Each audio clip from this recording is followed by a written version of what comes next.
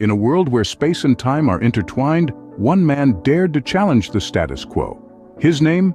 Dayton Miller. His weapon of choice? A flute. But not just any flute. This instrument held the power to unleash the ether, a pervasive medium once thought to fill the universe. Miller, a physicist by trade, a musician at heart, discovered a harmonic resonance within the ether. He found that his flute, when played with precision, could manipulate this elusive medium. His melodies, a symphony of science, had the potential to shift the very fabric of reality. However, a sinister force lurked in the shadows. The Einsteinian demons. These creatures thrived in the distortion of space-time, causing chaos and disruption. The world needed a hero, and Miller was ready to answer the call. With his flute in hand, Miller played a tune.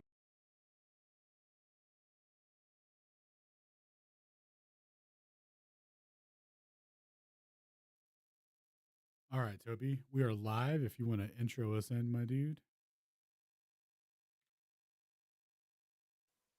And there it is. Thanks everyone for tuning in. Thanks for being here. Thanks for joining the Twitter space.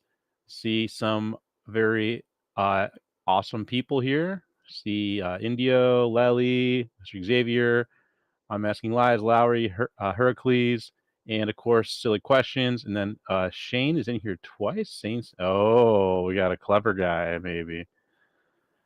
Anyways, so yeah, thanks for being here. And Thursday night chill session is like what we have on the title bar here, and really, yeah, it's just us. Like, that's pretty accurate, I guess. We're just hanging out live on X Twitter Spaces. Come have an open conversation with us. Talk about geos. What? Dude, that was a fake Shane. I was just Yeah, oh yeah, you saw the name, right? Yeah. So I thought maybe it was about to get spicy in here. I was okay with it. I was ready for the spice. That's badass. I want to know, right? Like, cause his name, all right, the guy's name was Shane Saint Plagier. So the accusation is that Shane plagiarized Walter Bislin's code for the flat Earth model, and we've already openly discussed this numerous times, but I'm just going to say it again. You cannot plagiarize open source material. You cannot plagiarize public domain.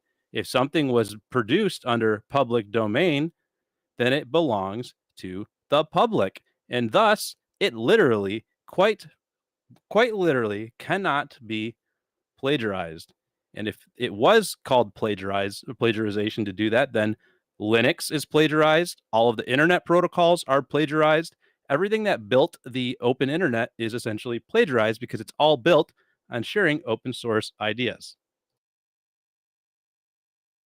So kind of a nonsensical point of view to take on it. But you know, people like to, I'm giving the trolls too much attention, but I do like to, you know, just point out that that's literally how open source works and how science works. But anyways, yeah. So anyone that wants to chat or whatever, Alan, Shane, one of you guys have something you want to say? Yeah. So Shane, whenever he gets his mic sorted out, he's going to do a quick little recap on the tide situation and go over that, the meaningfulness of that, like a little mini recap. And I'm sending out some mics to the lads out in the chat. So there's no strict protocol here, boys. If you have anything you want to talk about, I know Xavier's got some insights to chime in on from Bennett's presentation with all that logic, dude. That was an intense amount of philosophy and logic put into that, and I loved every minute of it. So we had an exciting week. So yeah, that was awesome. Yeah, Shane's going to be recapping the tide, a quick note on the tides, and then we'll probably talk a little bit about Bennett's presentation and just anything the group wants to talk about. So I sent out mics to everyone. If nobody got mics, you know, that sucks. I'll reload the space if it already bugged out. But. And welcome to Flat Earth Dave. How about that? Oh, there we go. Stone made it up. So it tells me the mics are going out. Okay. Nice. Don't forget, you can always reload the space if we need to. Although I haven't heard Shane once yet. Has Shane been talking? Only on Discord. Let me unmute and see what's up. Yo, Shane, you on Discord, dog? Yeah, dude, you can't hear me, but I've been talking on Twitter. So let me try and join on a webpage, see if that makes it better. Bet. All right, he's having technical difficulties where we can't hear him for some reason. So that's unfortunate.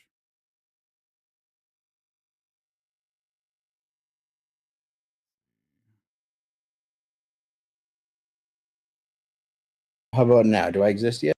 There he is. You exist. Hey! You exist. We got Flat Earth Dave in the crowd, and we got our new boy Corpus. Dude, I'm just gonna call you Psych, right? Because I can't pronounce your channel name, even though we've talked a bunch. It's too long, and I can't say it. I'm sorry. Oh, your boy made it in? He's here. Throw him a mic. I don't see him. I'm gonna reload. I'll be right back. It's already time to reload. I'm just checking my.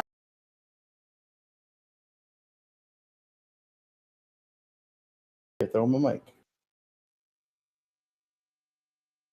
Testing. Test. I heard someone say test. Can you guys hear me? Yes. The Yes. Earth is flat. Sure enough. Okay, so for the record, I just want to make it clear that the way you say my profile name is psychedelicizationism. So it's Bro, I basically can't say that. Supercalifragilisticexpialidocious. Yeah, I can't do it either. Come on, man. Psych? Can we call you Psych? you can. So just call me Corpus. Corpus. This is my whole philosophy. So I just had a psychedelic experience, and during that psychedelic experience, I had this epiphany to where when I came down, I had this humongous download that I've never had in my entire life. And it gave me the idea to just fucking do it, to just fucking start making a channel of content creation that is flat earth, that people want to see, that basically is in OnlyFans form. And so I was like, fuck, take it to the next level. I'm going to create my own word, invent my own word, and start my own movement to where these globies can't fuck with it because it's going to be something that they can't even fucking linguistically handle or Well, it doesn't stop him, in case you were wondering. do it. Awesome, So dude. that's my whole philosophy. That's the whole motivation behind the movement. And it all started with the psychedelic experience. It gave me inspiration to create the movement. Is he popping in and out for you guys? Yeah, you're breaking up there, man.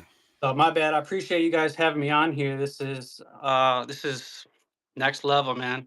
We're moving up. Pretty cool. Now, for a second there, I thought you were going to tell us that you were going to move into the venturing into, flat Earth porn or something. You're going to produce that way, but like, whew, just clutched it back at the end there. That's the way to go. Right on. Because I had this inspiration because I mean you see that OnlyFans shit everywhere, and I got sick of it, and so it was like I want to do that, but I want to do it in the context that I want to do it, and I never seen anybody doing it, and so everyone's always my entire life I've always heard, well, if you don't see anybody do it, you just might as well just do it yourself. So I just said fuck it. Hell yeah. When I came down from that psychedelic trip, like I seriously had this connection with a higher divinity, and it just told me to just do it. It just said fuck it. Nice, man. So wait, you're relatively new then, starting a channel. So correct. So this all happened. Been happening so fast. Like that experience happened when we were all on lockdown in 2020. Oh, nice. You're about the same time as me. Right. So and it all happened so fast, but it's nothing that I can't handle. And that psychedelic experience kind of like it set me up because it got me ready for everything else that was coming my way, the truth that was just flooding around because everyone's talking about it. It's the age of awakening. We're here. It's the Yep. it's either you get with the program. I can't hear him. Yeah, there's some static. Sorry, guys. So I appreciate you having me here. Like I'm hungry. Like I really don't care what the Globetards have to say. I, what I'm going to stop me. I can't. You're gonna be fading in and out. But I'm glad to finally talk to you, man, because I've been stealing your content for a while and putting it on Twitter and being like, go follow this dude on TikTok. But nobody cares about TikTok is the thing. So nobody's gonna go from one platform to another. So now that I found you on here, we can just do that, and that'll be way more advantageous. Let me connect. Hold on. I'm gonna leave and then come back. I'm gonna connect my Bluetooth. I'll be right back. Yeah, we gotta leave and connect like every 20 minutes on Twitter. That's just how it rolls. Who we got? We got Indio in here. Do we not give Indio a mic? Indio wants a mic. Indio always wants a mic. Well, I always want Indio to have a mic there, moreover. Who doesn't want a mic? I've sent him 3 mics. I don't know if it. Okay. All right. But you can. I mean, you're welcome. Dude, I already couldn't use the Twitter app, so I'm using the webpage version because the app was just like no microphone today. You have none. Can't have.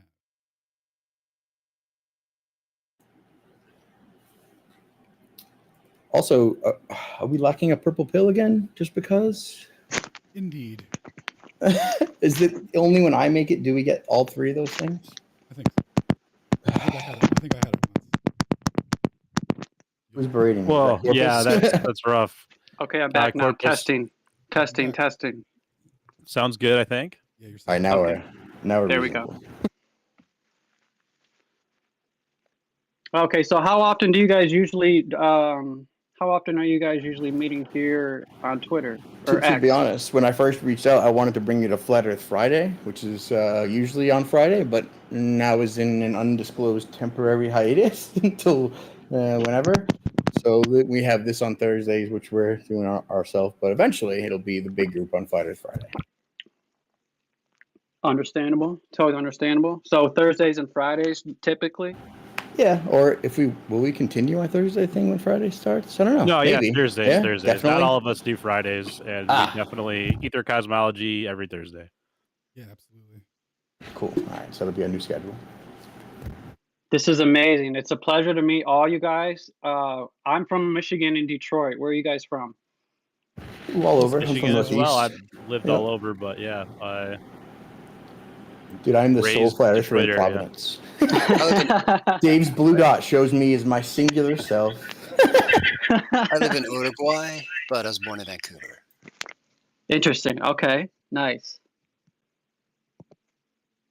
Yeah, see, I was born and raised here my whole life. Like, I've never really traveled anywhere. And so I'm kind of, like, this is just my first experience kind of branching out. So it's really interesting to meet the new people and the experience. And it's honestly, really, dude, I heard you talking about the Black Sun and Star Trails, and I was like, get that bro over here. Hold on a second. Yeah. Nobody talks about that but us. Anyone who does, bring them on over here. Yeah.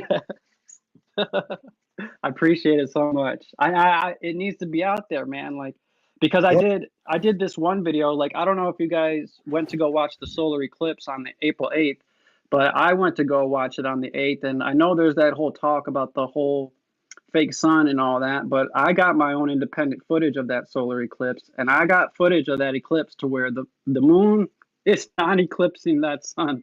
The way that those celestial bodies are moving and the footage that I got, that is not the moon eclipsing the sun. And if people would just go out and just look at the fucking celestial bodies themselves, they could confirm this themselves if they would just. But people are just can't swallow their pride, and they're too in love with their egotistical and egomaniacal ways. It takes so long. This happens really late at night. You could be Netflixing or something. I could be consuming propaganda. Why would I want to go learn? That's facts. Yo, but you have pictures of that? You should probably. You have a video that I can look at for that because I do have a compilation time lapse video. Let me. I think it's on my phone here. I could probably post it in the comments. Yeah, throw it on Twitter. We'll share it here. But yeah. 2 months before that, someone on Twitter made me irritated, so I spent like 30 hours learning about eclipses to put together the presentation that would explain through a geocentric perspective exactly how and why that happens and what the cycles are and what 651-year cycle means. And it was like, oh, all thanks to Twitter. I did a lot of learning. Thanks, Twitter. And honestly, like nowadays, like because we're in such a time frame window where we're all on edge of our seats when it comes to like learning, and we want to know the truth. Since we're all on that frequency, then you don't really have to go far. It's basically about who you know and the quality of that individual's experience, who, if they can provide you with the right, genuine, authentic information, and that it would be the truth. But it just so happens that it's either somebody is either not on board with the get along, or they're either going the opposite direction. And like we have, and like which it's important to get these circles right here, these groups of people, to where we share the positive end of the spectrum. You know, it's building that fire, that flame. It's building that center vortex. You don't have a circle, do you? You don't have a truther crew, man. Right, right, true. Because Yeah. You're gonna need one of those. You're gonna need to you need to be reinforced constantly, but by getting rid of the retardation that you catch when you're talking to Globers too long. You gotta chat with the boys and bring it down to reality and shake it off so you can get back in it later. Otherwise, man, you just yes, I need it. Yeah, I need it, bro. This is my first time. I've been like for 2 years straight. I've just been battling and challenging. I can feel it. I can hear it. He's like, "Oh my god, I'm the truth. This guy's where have you been? Hey, what's going on?" Dude, I had a similar experience when I got brought into Discord to meet you all. I was like, oh, this is where people go to congregate to talk about things when there's no one else to listen, that can hear it. Right, when you're not on stream or whatever. Put it on public face. This is where the boys get down to figure the stuff out. Yeah, absolutely. Okay, so do you want because now I did the video was on Rahu and Ketu, and I did an explanation video where I explain my footage, and then I have like the short 3-minute video where it's the time lapse footage of the eclipse. Which one did you want? Time lapse. The time lapse? Okay, let me find it. There we go. Because I was posting it the other day. You don't do all your stuff from your phone, do you? I did. The eclipse was off of my phone. Oh man. So I have a telescope, but I actually bought a special clip that connected to the telescope to where it would have suction cups, and my phone would suction cup to the clip, and it would be sturdy on the telescope. And it had like a little circle to where it would zoom, and like a little lens to where it would focus. Adapter. Yeah, cool, man. Yeah. So it's legitimate quality. If I can just find where the fuck I put it, I think you'll be impressed with just from being from a phone and a telescope. What did I do? Give me a sec, guys. No worries, man. We got. Did we want to do tides? We want to do tides later. We already seem to be on eclipses. Yeah, we could circle back to the tide. I kind of want to see a real time lapse of not the moon eclipsing the sun. Yes, I want to show it to you guys. Hold on, I'm gonna hook up my external drive here. I want to show you guys. Get this going. Yeah, man, the truth of circle is pivotal. I remember feeling the same way when I got here too. It was like, oh, I don't have to do everything alone. I can take some of this weight off my shoulders. Oh, great. It's such a relief, and honestly, like, cause I was ready, like to just fucking cold turkey. Just like I was like, no one's gonna help Take me. them Like, all on yourself, do it all. yeah, Nice. because I had that Pisces mentality, and so, but I mean, it was moving that direction. You know, people started finding my profile eventually, and so I'm like, oh, this is a lot better. When people actually agree.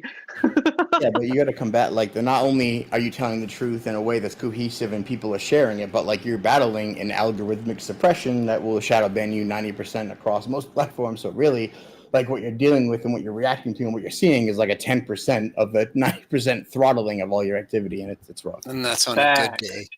Yeah, totally. Like everything you do is 90% throttled everywhere you go. It's tough. It's like, how do you know that? Start a channel everywhere. Watch. You can pinpoint when you're like, up, there's the thumb. I feel it. Or like when you're like, all right, in a platform that has 30,000 viewers or a platform that has 30 billion users, how come the ones with 30,000, I have way more activity?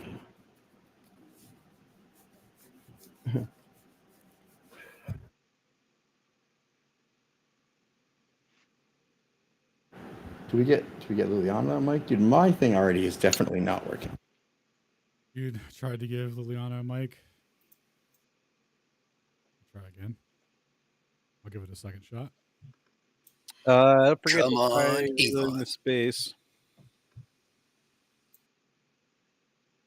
If you didn't try that already. What's that, Meow?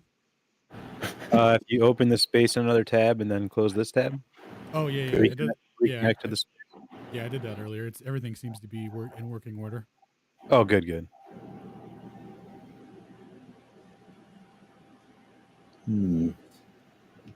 Hello. Hey, see, the phone works, guys. Yo, hey, yo, hey.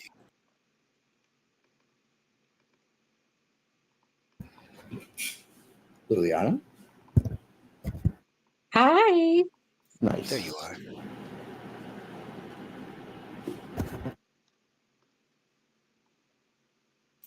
I just saw that you tagged me on something, but it's 17 minutes long, and I didn't see it until I was just logging into here. So I will get back to you, Lily, probably on my own channels. And now that you're in there, because this is going to be a long answer.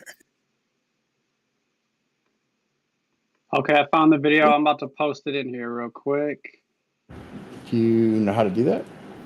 I think because I'm connected in Spaces on my phone, and then I got my laptop here that let's see if I think it'll let me So do once you it. post it to Twitter, you just do like the share thing, and then you'll have an extra option, share to space, that you can only do when you're a speaker, like right now. Yeah, okay, yeah, this is different. I've never done this before. Give me a second. A comment thing where we can appeal and write things that we can all reference, but that didn't happen this time, so we're kind of winging it. So I should post it and then share it in the space, right? Yeah, post it like regularly and then share it with the button, but it'll be share to space, which will put it up there. Got you guys. Got you. Let me take that. Yeah, because I have the basic account where. Oh, you're not show status yet? I'm sorry then. I don't know if we can. Well, I mean, I can only post like short videos. Yeah. Not to get too meta about it, guys, but that's something you should actually post in the purple pill is a screenshot of how to do that. Yeah, but we don't have a purple pill, so. Well, you got it going on right up top now, so just do one of them. Oh yeah, I see what you mean.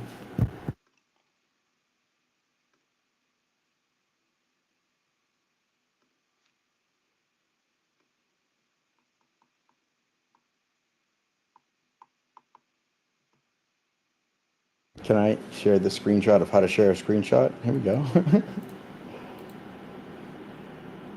Perfect. Nailed it. I love it when we take the systemic approach. Yes.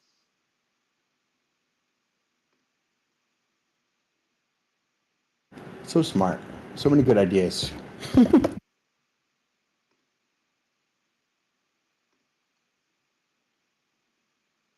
So who else is wasting all their time reading Glober comments today? Is it just me?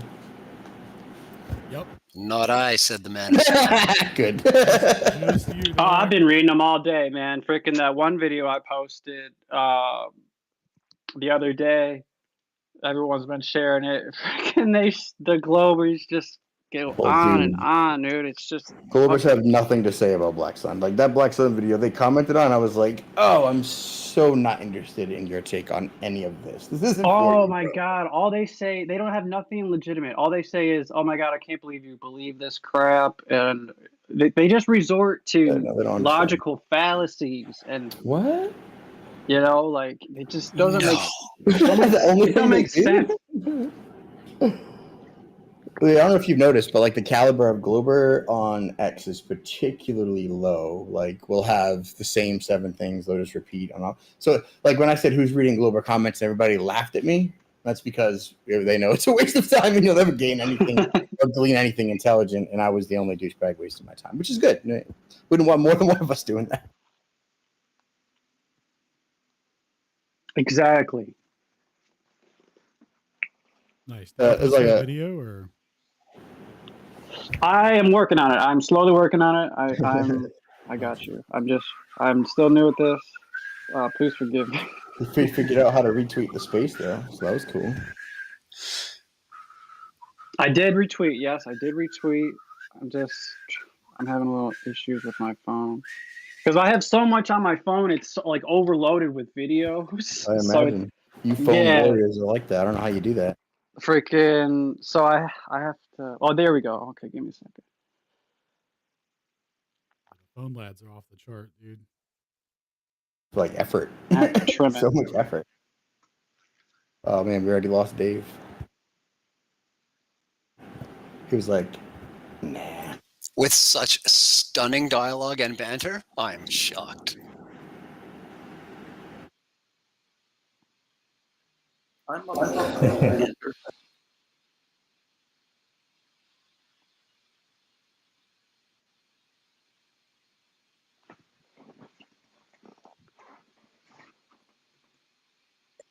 Just wanted to say that this brother Corpus Hermeticus, I don't know if I said that right.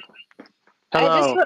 Hi. I just wanted to say that just hearing what you had to say, I was like, oh, we should officially welcome him into our little family here. Oh, thank you. Nice. Yeah, I appreciate it. you fit right in, so welcome. What is your name? Or how do you? What do you go by? Sorry, I'm Lily Hanna. Lily Hanna. It's a pleasure. I appreciate the comment. It means a lot. Well, like- they also call me Lily and Lily and, whatever. Just call me whatever. Okay. She's like everyone's heart or something? What do I call her?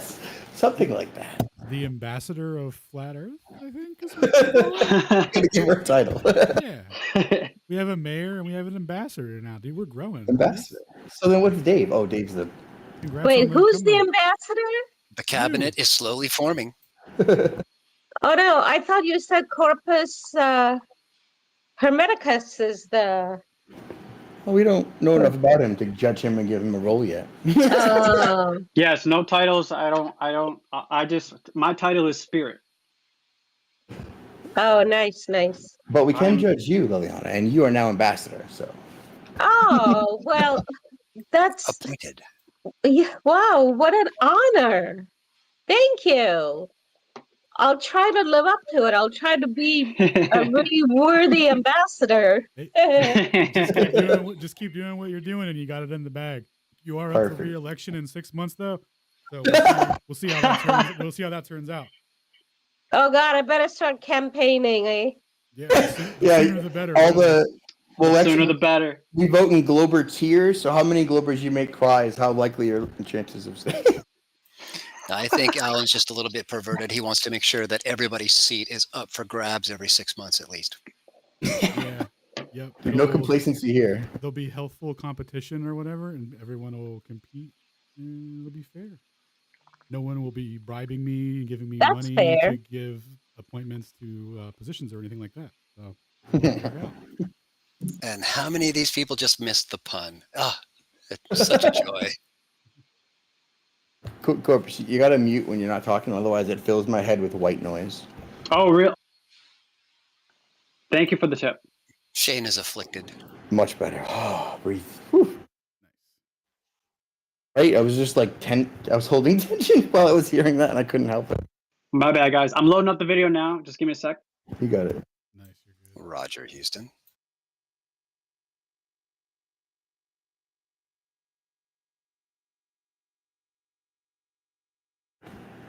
We got random people requesting. Are we just approving randos, you think? We're taking chances? Absolutely, dude. I'm rolling the dice. Okay. Anyone All right. who wants to come up, dog, you request Sure.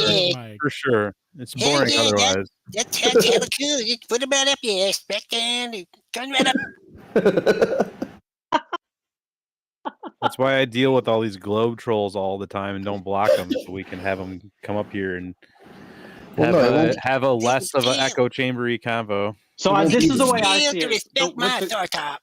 The Globetrotters commenting, someone said something very wise to me. Even though they say like the most idiotic things, they do when they.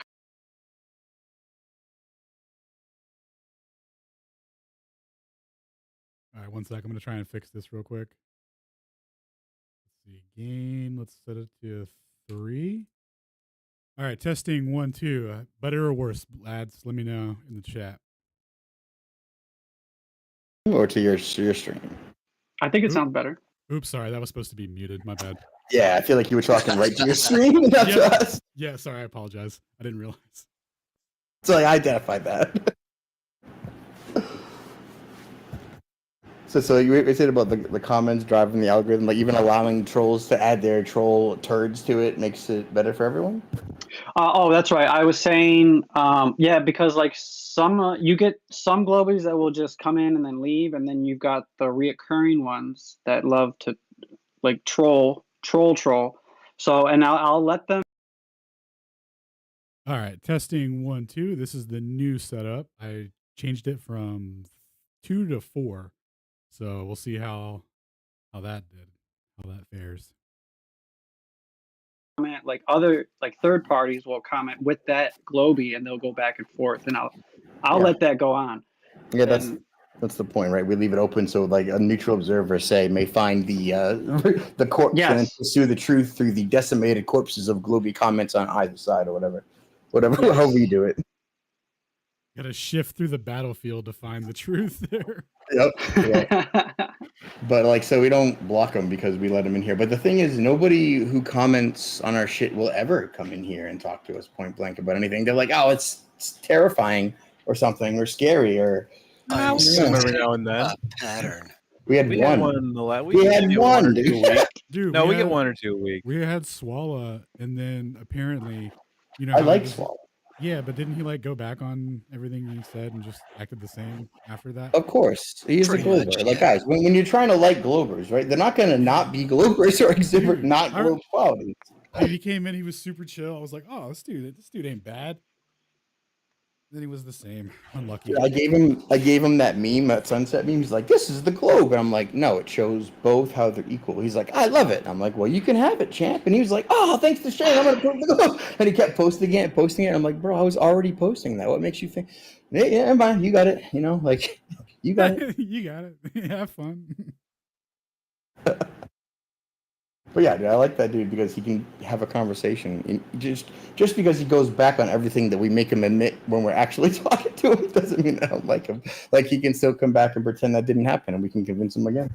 Oh, that makes me not like people. Yeah, well, again, they're global. Like I you think can like them. of you now. Okay, I just posted the first one. Part 1 of the time lapse is in the comment. Well, I posted the link to that video. I'm gonna post the second one because I gotta chop it up. I already went in and shared it to space. I was like, okay, I got it. Nice. Oh, you did like an X-ray move around thing. That's actually dope. I will be right back. I'm gonna load the next one. Wow, did you guys see this? No, I'm watching it now. What do you mean? Do you guys see this, bro? I've never seen anyone do that. Oh, that's right. I forgot to tell you. I have the telescope, and then, like I was saying, I have my phone. There's a little contraption. It's like a suction cup device that connects to the telescope, and then suction cups my phone to the platform and allows it to lay on the telescope. And then I have a carbon polymer filter on the telescope, and there's one on right in front of the phone camera, the front-facing phone camera. So double carbon polymer filtering that allowed me to capture that shot. Nice. I got you. I Awesome, see the man.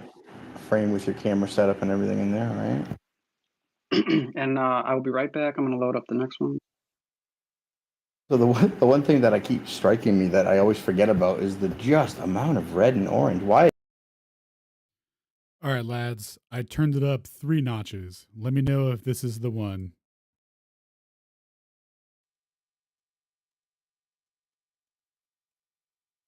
Like that's something I looked into and had no answer for, right? It was just like, here's some things that heliocentrists say to console themselves, and the truth is, who knows? And it's like, what?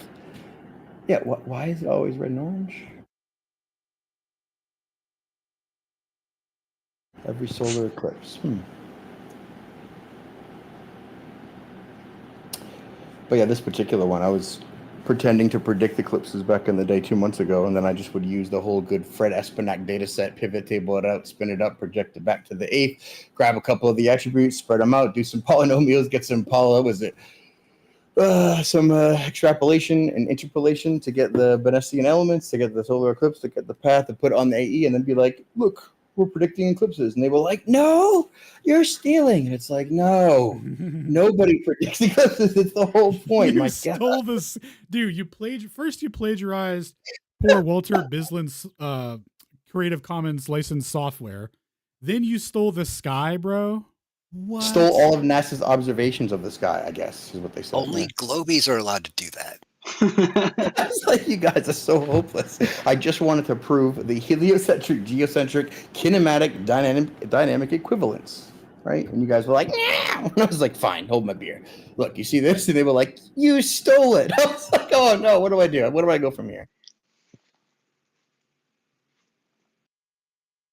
But anyway, yeah, that solar eclipse, once they had to adjust their predicted path because their Besselian elements grew stale, and they had to recalculate. Oh, that's the worst when your Besselian elements get stale. Yeah, man, you got to keep calculating them.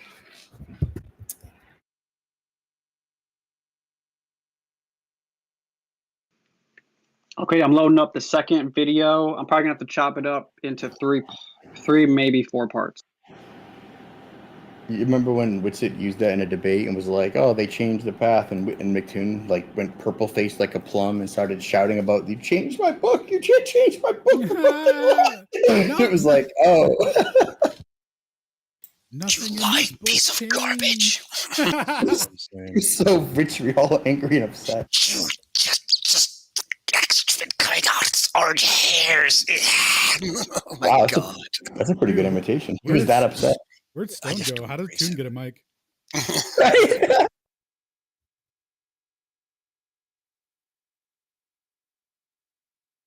What the hell? All right.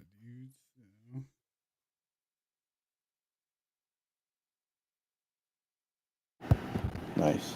Yeah, that X-ray reverse stuff is kind of the best evidence I've ever seen that it's not the moon. I love it. It's, you know how you know it's the moon? That one picture they were able to scrape together that shows it's the moon, but then nobody could ever corroborate it or take it again. That's how you know it's true. I'm playing the video here. What are we looking at? Walk me through it. Lots of sun. Like I'm a blind man. Are you watching the video that I shared? Yes, sir. Okay, so this was April 8th, the total solar eclipse. This is my independent footage. I just went out with just a couple of my friends because I'm here on the Detroit River. I live just by the Detroit River, so I literally just went to the water. I didn't have to go anywhere. Everyone made this big commotion about going to certain places to watch it. And once you know the geocentric model, it's like any other time of the day. It's going to be in the top of the sky at your zenith. And so I just went out with the regular telescope and just started recording like in the public in the middle of the day. Like I wish people would just go out and do this, and that's my whole channel is going to be about, because I'm currently documenting the analemma. I'm going out for the whole year and I'm getting footages of the sun and moon, and then I'm posting it, compiling throughout the year, showing the different positions when they come into my view on the horizon when I'm looking at on the Detroit River. So I'm going to be getting those on video and then showing the different incidences when it rises up, the different angles of incidence on the ascension and then the declination. And then I'm going to put that all in one video and then show the analemma, show that the sun and the moon are basically wobbling back and forth all the time. Nice. We may have some suggestions on that topic in just a second. Which noon are you shooting? Pardon me? Which noon are you shooting? I don't think I understand what you're asking. Well, there's UTC noon, there's longitudinal noon, there's your actual astral solar, average noon time. Where are you building your analemma? At what, you know what I mean? Which south for you, so to speak? So, well, actually, I don't think I've actually been incorporating that. I've been what I've been doing is I've been mainly following the moon because the moon moves really fast. She's only in each zodiac sign for 2 to 3 days. And so when she's moving, if I want to like get good footage of her, sometimes I have to go out at like 3 a.m. to get a good shot. And I'm still working on it. It's a work in progress. And what the moon is? Was that a critique, a question, suggestion, an agreement? No, it's a really question because I've been paying attention to what Flat Earthers has to say. I'm pretty convinced by this far, but the point that they got my attention is what they say about the sun being local. This is something I believe since say 1996. I know that the sun is close, but yeah, about all the things they explained, and I agree with things that they're saying. Corpus, you're hot, Megan. Oh shit. Something is off when all the explanation that I've been seeing about the moon, the equation is not closing. So I still, for me, it's easier to believe the moon is a hologram than it is some kind of a lamp roaming around just like the sun is because of the craters. So if someone, if I think it's easy to prove the Earth is a globe if we have a picture of someone from Canada or Finland or Sweden photographing the moon and compare to someone in South Africa or in Australia, because the moon would be upside down in when compared the pictures. But the thing is, if the moon is a sphere passing through us, and even if they had this face, only one face, facing us here on Earth, we are not supposed to see the same craters when the moon is rising. The moon is our perpendicular position, like in the midnight at the full moon days, and when the moon is setting on the horizon. We would perceive different craters in these moments. So for me, everything they're explaining about the moon, I'm not buying it. I'm not sure if anything that here is right. So it was not a critique. It's a honest question. What is the moon? I was gonna say, what do you guys think? Bravo. Sounded honest to me, man. Bravo.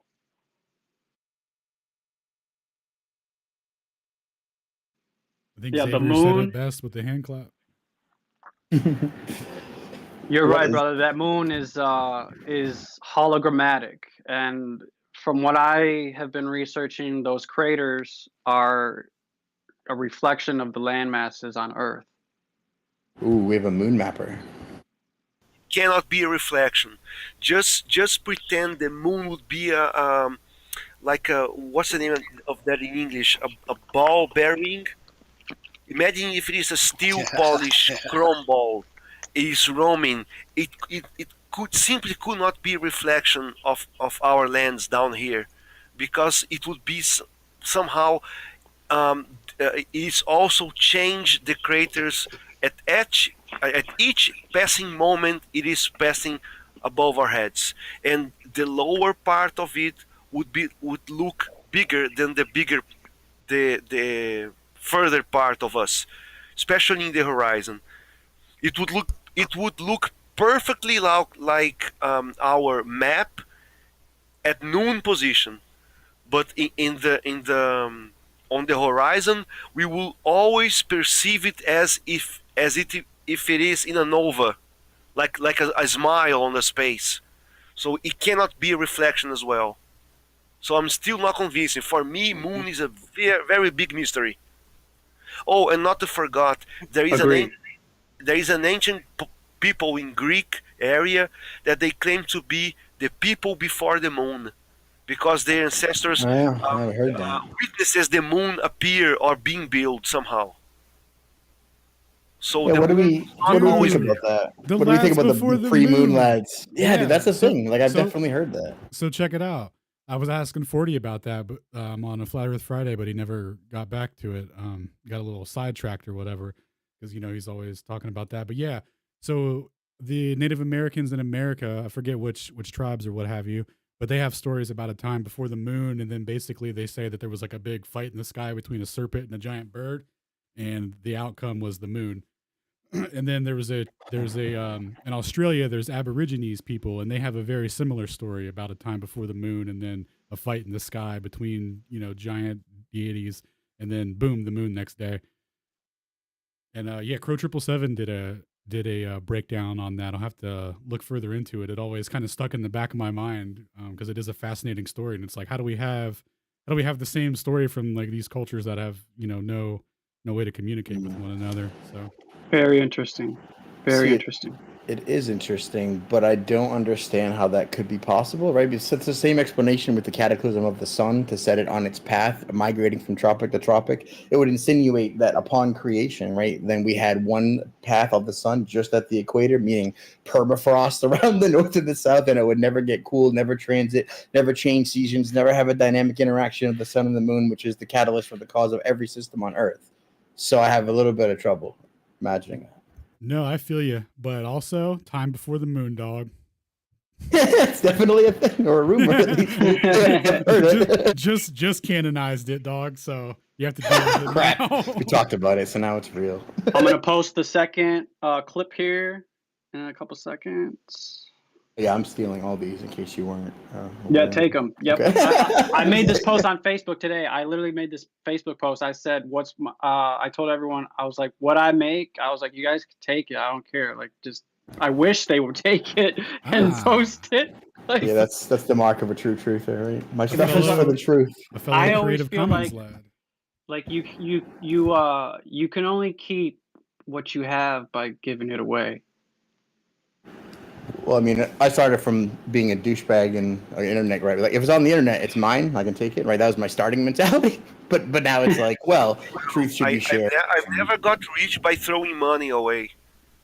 But yeah, it's dude, a this- good Well, philosophy. there's exceptions. There are exceptions. I'm the talking stuff about that like I post. I dare you to post the stuff that I post. You know what I mean? I Like- freaking dare you to repost it. Go ahead. No, whenever I kick the girlfriend, it doesn't appear 8 other new girlfriends to me. But Wait, yeah, what did you say? about to receive is to giving away. I never get rich by throwing money away, and I never got 5 or 8 girlfriends by kicking one away. But yeah, I'll keep on trying. Who knows? One day it eventually happens. I'm lost. I'm just teasing, man. Sure, never He's a mind. silly fucking No, cute. I know, but I didn't. There is I a didn't get guy in the joke. room called my young Carl Williams. He has his hand up for a long time now. Oh, thank you, sir. Oh, Thank you okay. for reining us in.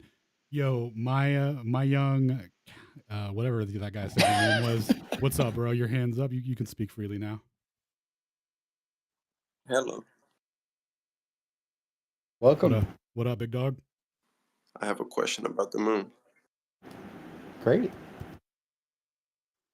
Okay, so one night the moon was rising in the horizon and it looked bigger in the horizon, but when it got to like above my head, it looked so small. Why was it? Can I answer that? Supermoon? Sure, bro. Okay, so I've been making videos on this, and goes back to what I was explaining about the analemma. Okay, so when that moon is in the top portion of the ecliptic, when it's in the Tropic of Cancer or Gemini, it's going to be when it comes to your zenith, it's going to be like above you. It's going to be like smaller looking, but it's going to be right above you because it's in your proximity. But then and I'm trying to depict this on videos, and then like when the moon in a couple of days, it'll move out towards the outside, towards the southern portion of the plane. It'll be farther away from you, but it will be like exploded view because it's out there on the dome. It's way farther out southern, so you have to look like to the southeast when it's rising, and it'll be like oval shaped. It'll be more like expanded when it's out in the southern portion, and then when it comes back to the northern portion, it's very small, but it looks farther away. It's like way up there, right above you. You look straight up above you. Are you talking annual change versus daily change? I think he's talking about a daily when it rises. Daily, and then, yeah, okay. daily, because the moon is moving really, really fast, really fast. She's it does. As you mentioned it before, it does what the sun does in a year and a month, right? So it does like an expedited Wait a sort of minute. track. But we're talking, Oh, hey, real quick to get back to that guy's question. atmospheric cleansing. If you look in the Jumbotron, I threw a thing in there. Like even NASA talks about that, and about or like though they used to. Now they've taken it down. But if you go to the web archive there, they have a picture there showing the apparent moon and the true moon. They talk about how it being like kind of an optical illusion. But then also I think it has a lot to do with just the nature of the sky and the way that the magnification of the sky causes effects. Yeah, which is more pronounced on the horizon than it is at your zenith. Exactly what we're talking about here, right? That's why you get amplification when it rises and sets. That's why you get things like the green flash when the sun appears to set, because you have atmospheric deck being the most opaque, close to the horizon, being least distinguishable there, and becoming conversely most clear when it's right at your zenith above you. And I think the corresponding cell nav correction tables would also yield that same threshold. I thought the oval effect. Wait, what about cell nav? Be the opposite. You know how CellNet has to correct between lower angles and higher angles because you can't use them based on the logarithmic type and they restrict you to the linear portion of that?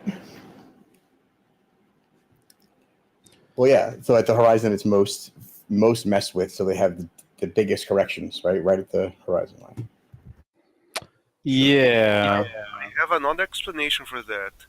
I think when the moon is on the horizon, we have objects nearby that we can compare, like a building, a church, a house, a tree, and it looks huge when we have objects to compare. And when it is above our heads, we have nothing around it to compare. It's just like when we see a picture. But that's not. When we see a picture of a very tall person on the beach, it's nothing to us. But when we see a very tall person nearby a door, we say, oh, that's the size of this guy near that door. This person is a giant, because we have objects to compare. The reason why I say this is because I've seen sometime a very big moon when I was in the beginning of my neighborhood here, and I decided to go up there because my neighborhood stands nearby a field of sugarcane. Okay, so I went far the end of the neighborhood to see there, because there we don't have artificial lights. But so when I got there, 5 minutes later, the moon was still on the horizon. The moon seems to be shrunk. So I got this. Oh, it was because when I was in the beginning of the neighborhood, I had buildings on the horizon that gave me the impression the moon was huge.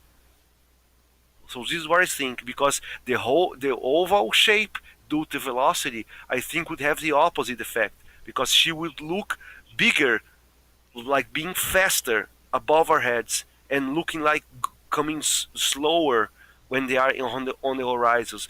Just like when we are stopping by the road and witnessing a car passing by in the constant and linear speed or velocity by us.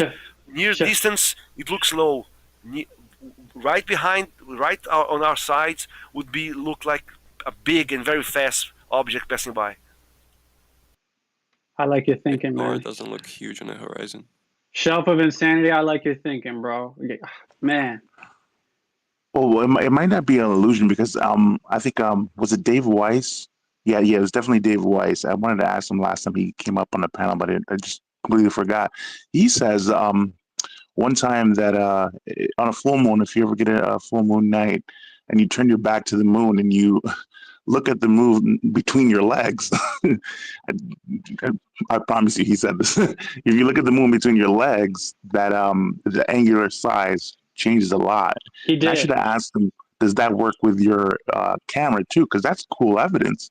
If it's an optical effect where the actual angular size dramatically decreased, if you're looking at it between your legs, that's some evidence that you could capture on camera.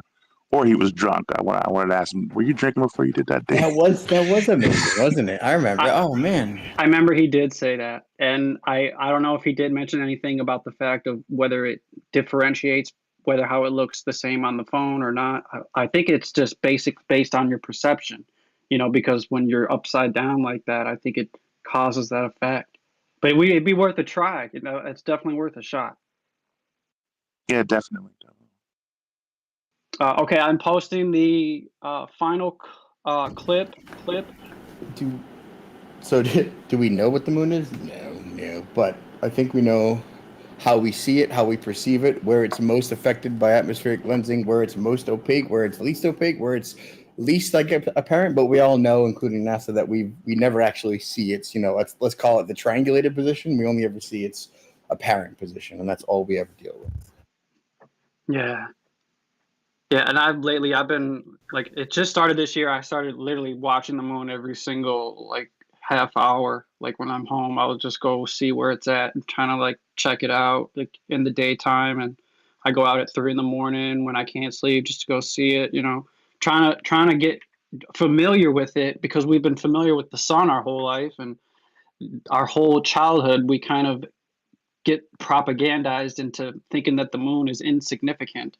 But now that we're on the geocentric spectrum, everything is significant.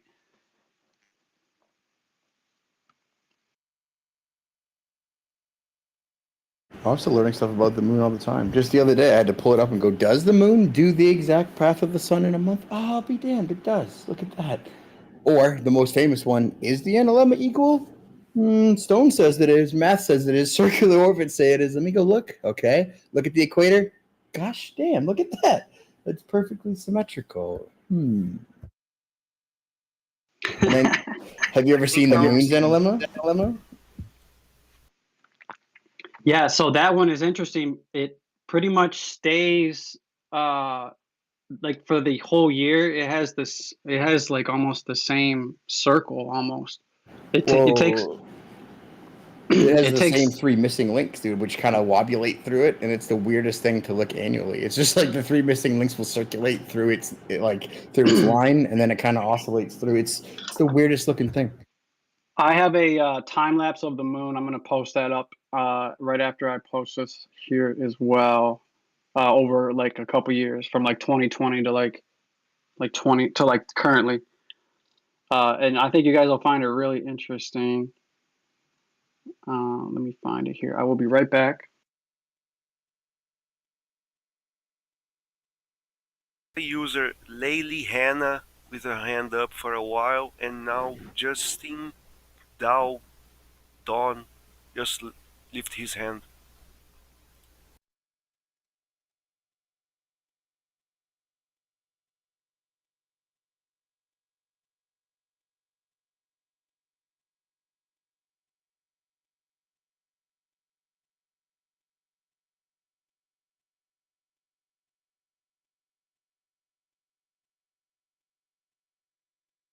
I'm in no rush to speak, so just let the other person go.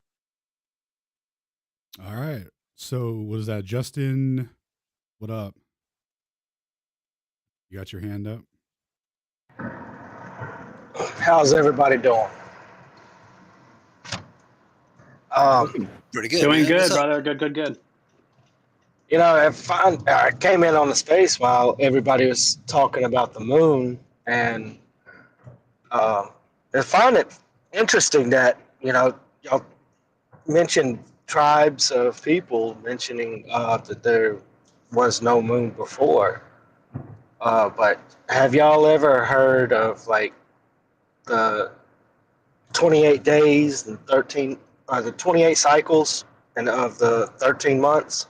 Because if you sit there and you look at our calendar, which is the Gregorian calendar, October, which is octo, means 8, and it's actually the 10th month, which is supposed to be the 8th month. So we're actually missing a month. And actually, no, they switched it right up. You got it. If you look at the back of a turtle, it has the entire thing on it. The cycles and 13 months and all of that's found on the back of a turtle on a shell. I did see that. I did see a couple of articles about that. That is interesting how the turtle's formation of their shell kind of simulates the so the calendar year, how it correlates. I just find it interesting that y'all have found tribes of people around Earth that says that there was no moon at one time. So I'm definitely going to kind of look into that. Yeah, same. Yeah, you don't really hear too many civilizations that come with that position. And exactly, and especially whenever you got civilizations that have no communications, or that we know of, that had no communication back then. But at the same time, you can go and see stuff that's on the walls in the Aztec. The Aztec temples that you could find in the ancient pyramids of Giza, or the Sumerians, or vice versa. There was some form of communication amongst the earth way back then, and who it was and how it was brought about, I'm still kind of curious to find out.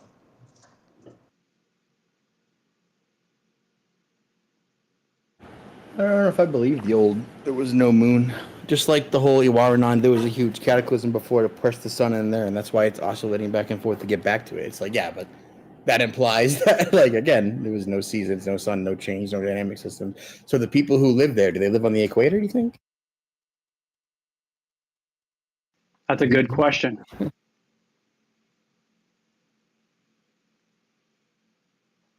Yeah, I don't know. Do it like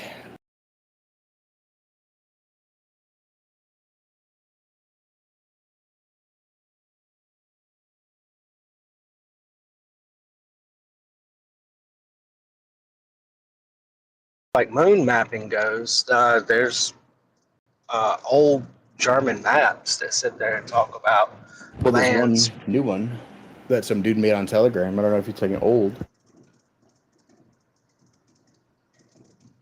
Right, there's that one. Yeah, there's that one German map the dude produced last year on Telegram that they said it was framed in the UN. That was really based on vibes of the cosmos. I think we might have seen it. Let me see if I can get it up. But my only point, sorry to interrupt, is that it's not new. Like, it wasn't. I mean, it is new. It's not old. It wasn't old, like an old map refound. It was some dude who literally created it recently. Yeah, but there's also old Turkish maps and stuff that kind of depict the same idea too. That's from the 1400s. Ooh, now those I would like to see.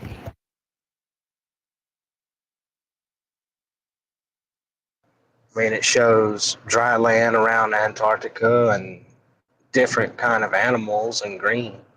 And this was, I want to say, 1400s, 1300s, something like that. Yeah, I have a lot of detail like that on the Urbano Monte maps that I keep on my channel. Yeah, it's pretty cool.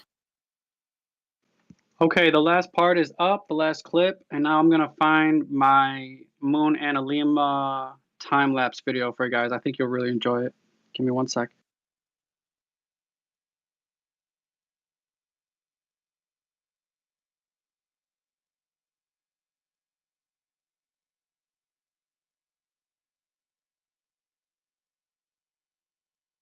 I just searched through my stuff. Yeah, I remember because that was right about when we came to Discord, and it was one of the cooler things we started talking to Witsit about. It was like, oh, this is a great map, and it was like, where did it come from?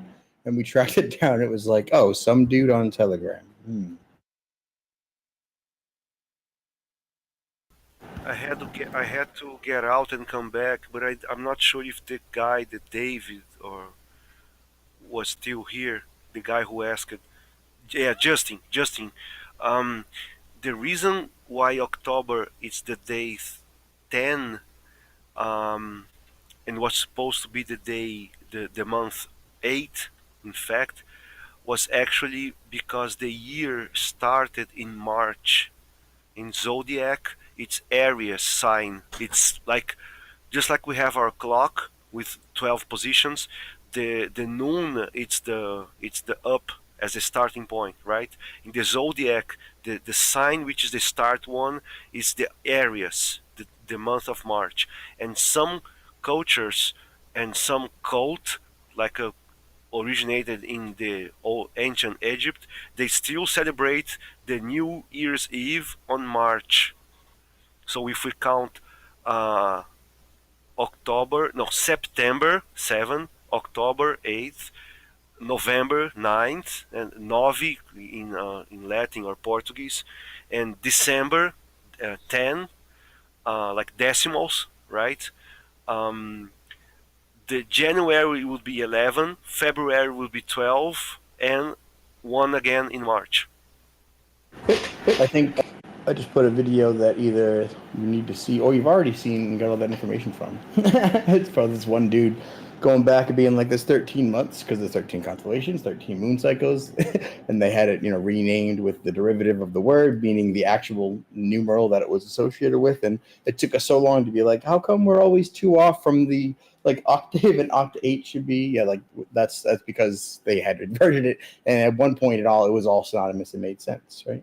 And that's also to go back with the synodic month, lunar periodicity, how they would categorize that, how it changes, how the eclipse cycle works with the sun cycle, how all that dynamic interaction kind of works. And that's how, historically when they were switching from, say, lunar calendars to solar calendars to Gregorian to this to that to, daylight savings time, farmer's time, this time, 12, 24-hour clock. It's the whole thing. The whole point of that is to confuse you with time so you don't know when the hell it is, so you don't know how long it's been. So they can insert things like evolution, dinosaurs, asteroids, billions of years for tiny little changes that have taken place to convince you that actually you were a retarded fish that came onto land and banged a monkey, and that's why you're real, right? It's like, well, none of that makes sense without slow, gradual change of billions of years. So this calendar thing is one of the many steps they did to obfuscate that because they can't move the sun or the moon themselves. Don't forget how they introduced into society triskaidekaphobia, the specific fear of the number 13. Ooh, stone. Wow, I didn't even think of that. For the win. As always. Can Stone please repeat the name of the phobia? Please. Yeah, it's called triskaidekaphobia. Triskaidekaphobia. Triskaidekaphobia. Triskaidekaphobia. Okay, thanks. Yes, comrade. But yeah, that messing with time is the biggest thing they do. They do it every which way they can, in any way they possibly can. The hour, the day, the clock, the numeral, it's all about trying to mess with that, because otherwise, how are they going to get you to believe you've been here a bajillion 13.5 billion years on a speck of dust that slowly, through the process of accretion, collected other dust and used gravity to form a planet, to form other systems, to form a solar system, to orbit around the sun, to become a galaxy, to make a universe, to fart out space just to have a cosmic thing that makes you. And it's yeah. To quote Bill Nye, we're a speck in the middle of specklessness. Yeah, but we can't leave the enclosed system. That's right. There is nowhere to go. Dude, isn't it funny the stuff they propagandize us with? They talk so crazy, dude. A speck of nothingness in nothing. Literally nothing. Hey, guys, in case... Go ahead. I was going to say, in case anyone's wondering why the universe has to be expanding, if you've ever heard of Ubler's paradox, right? If the stars worked the way they said they would, the night sky would just be like an opaque white gray thing, wouldn't it? Yeah. They're such jesters, bro. They got us, dude. They're like, look, Hubble put his eyes to the telescope and he realized that everything. Yeah, dude, GTFO, man. How did we buy this stuff, dude? You guys couldn't handle Ubler's paradox, dog? Man, I was already a devout atheist thinking I knew everything and was a smartass. So to be told that nothing mattered and I could fulfill my nihilist dream was like, yeah, I'm in. Let's do nothing. Nothing matters. Do what thou wilt. Yeah, dude, triskaidekaphobia. I'm still trying to wrap my mind around the fact that Shane has the incredible ability of speaking an entire chapter in one breath. You're supposed to just call me Witsidite with derisiveness and anger and move on. He speaks extremely fast, several words without breathing. Yeah, sorry. Can I have the floor for a minute? Absolutely. Sorry, big dog. I think it's an incredible talent. Oh, what's yours, bro? I'm studying English for a long time now, and I simply can't get rid extremely of my all my accent, and to speak as fast as I speak in my natural language. I wish I could be a fast speaker. Just watch Witsit for like a month. You'll be fine. Yeah, Hey, and just hey, keep hey. just keep speaking. Just keep Well, speak to I yourself. recommend that you try to impersonate other people you see on TV, because the more that you learn about how they produce the accent that they have, the more the stronger grip you're going to have on the language when you speak it. From our resident linguistic expert. Yes.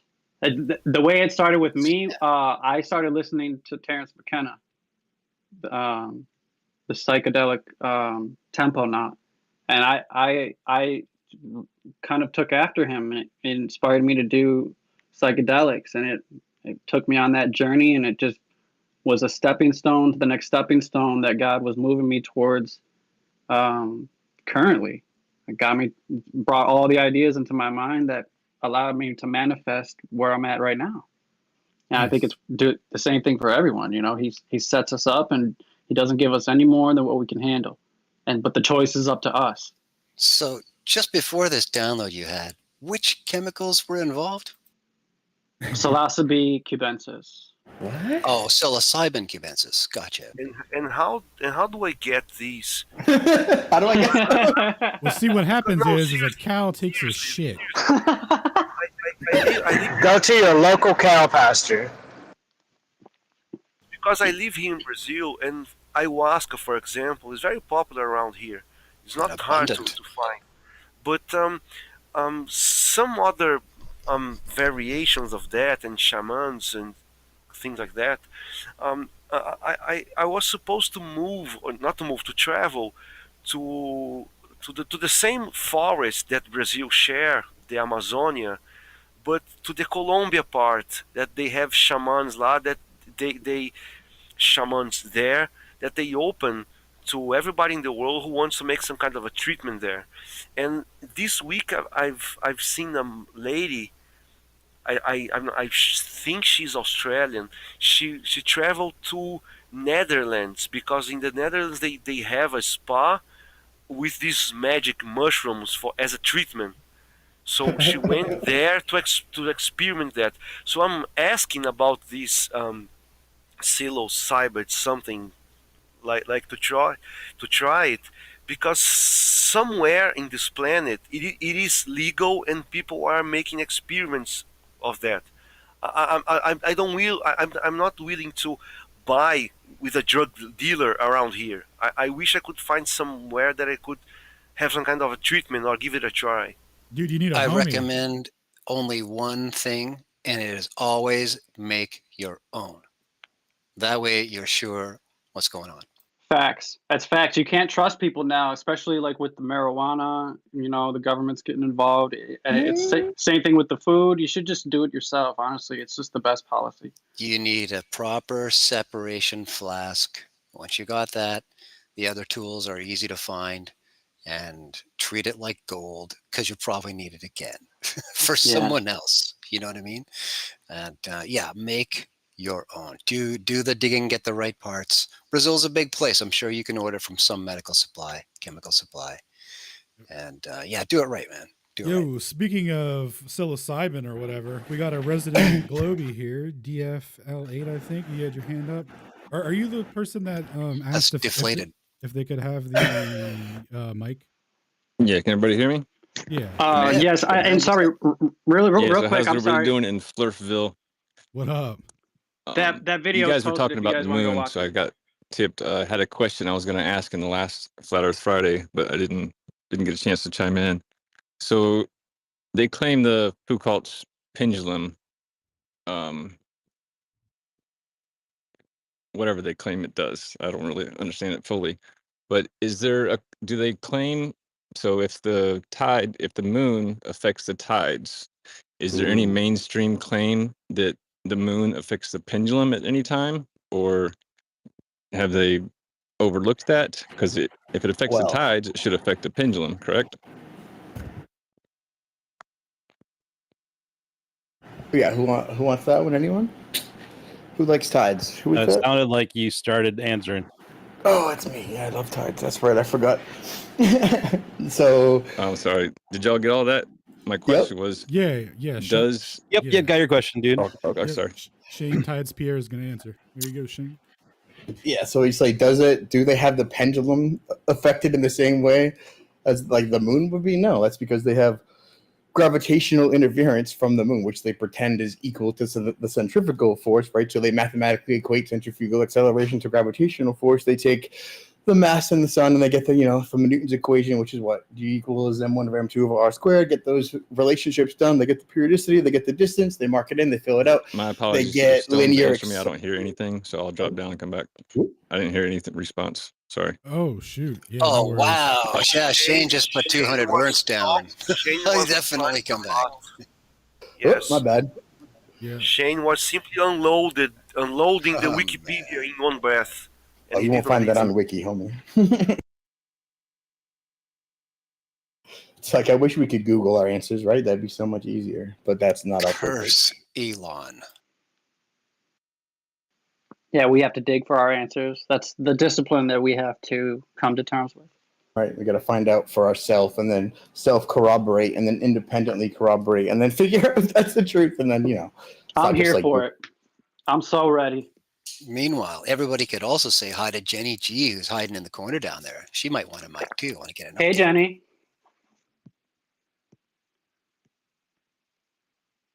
Welcome. Hope all is well. Oh, and that's right, guys. That video is posted. The Moan Analema video is up if you guys want to watch it. I think you guys will enjoy. For sure, man. I also did prematurely bring in some title math before, which we double-checked with our resident globe debunker beforehand to make sure we weren't saying anything that was, critiquable. But his main critique, as far as we could tell, was that he didn't like it and that there was not an approximation and that also you have linear versus radial acceleration. But did our boy come back up yet? Yep, he's on his way. Room, but he's as a listener here to me. Yeah, I'm in the process of fighting the UI and making it give everyone I think I wrangled it into submission. Who is Super Echo? All of us. And none of us. Okay.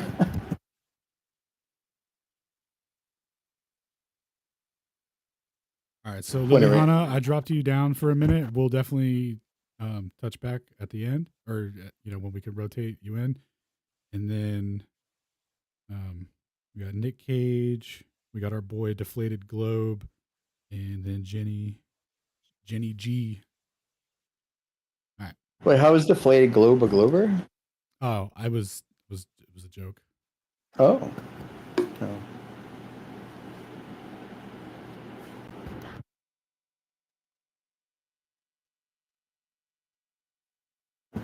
That is reacting with laughing emoji, so probably he's listening. Okay. Good call. Try answer the pendulum. Yeah, he could definitely hear. I'll work on the mic in the meantime. It's funny though, because from Bennett's presentation last night, if anyone was watching that, what we were able to glean from that drop is some mathematics concerning, let's say, ether wind periodicity in a universe with a pressure. What it equates to, right, is the actual translation of motion passed down from the sky to the ground. So it's like, what's affecting a pendulum? Maybe? Well, exactly this. and this much, in this degree. But that's a basic argument for translation of motion down from the spin of the ether. I had a video of one of the curators explaining how the Vulcan pendulum works, and she said some electromagnetism. Well, I mean, there is that explanation for like the Elias effect. Electromagnetism. Measure, like, why is that? How would that ever be effective?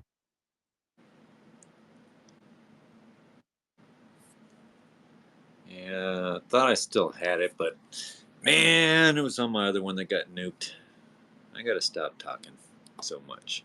You gotta stop getting nuked, man. If you can't handle it, you know what I mean? No, man, I can't save all my stuff. You gotta invest in off-service, storage mechanism, assuming that anything you put on Twitter will be gone. Your next profile pic is just going to be a pair of empty shoes. Telling you. Well, I got. Hopefully, it stops at 2, man. I'm gonna try to be a good boy, man. They just won't let me see that. I tweeted out the space. No one could see it. Bogus. You got me on lockdown, Elon. I'm a peacock. Let me fly. Free my boy. Facts, man. You're killing me, man. You're killing me, man. You're killing me. Yo, deflated. I'm trying my hardest to get you a mic, and Elon is fighting me, so I think he's going to win this. Doesn't seem to be able to give you a mic. But hopefully that answered your question. And, SpaceX be damned. And with that, we will move on to Jenny G. Hey, what up?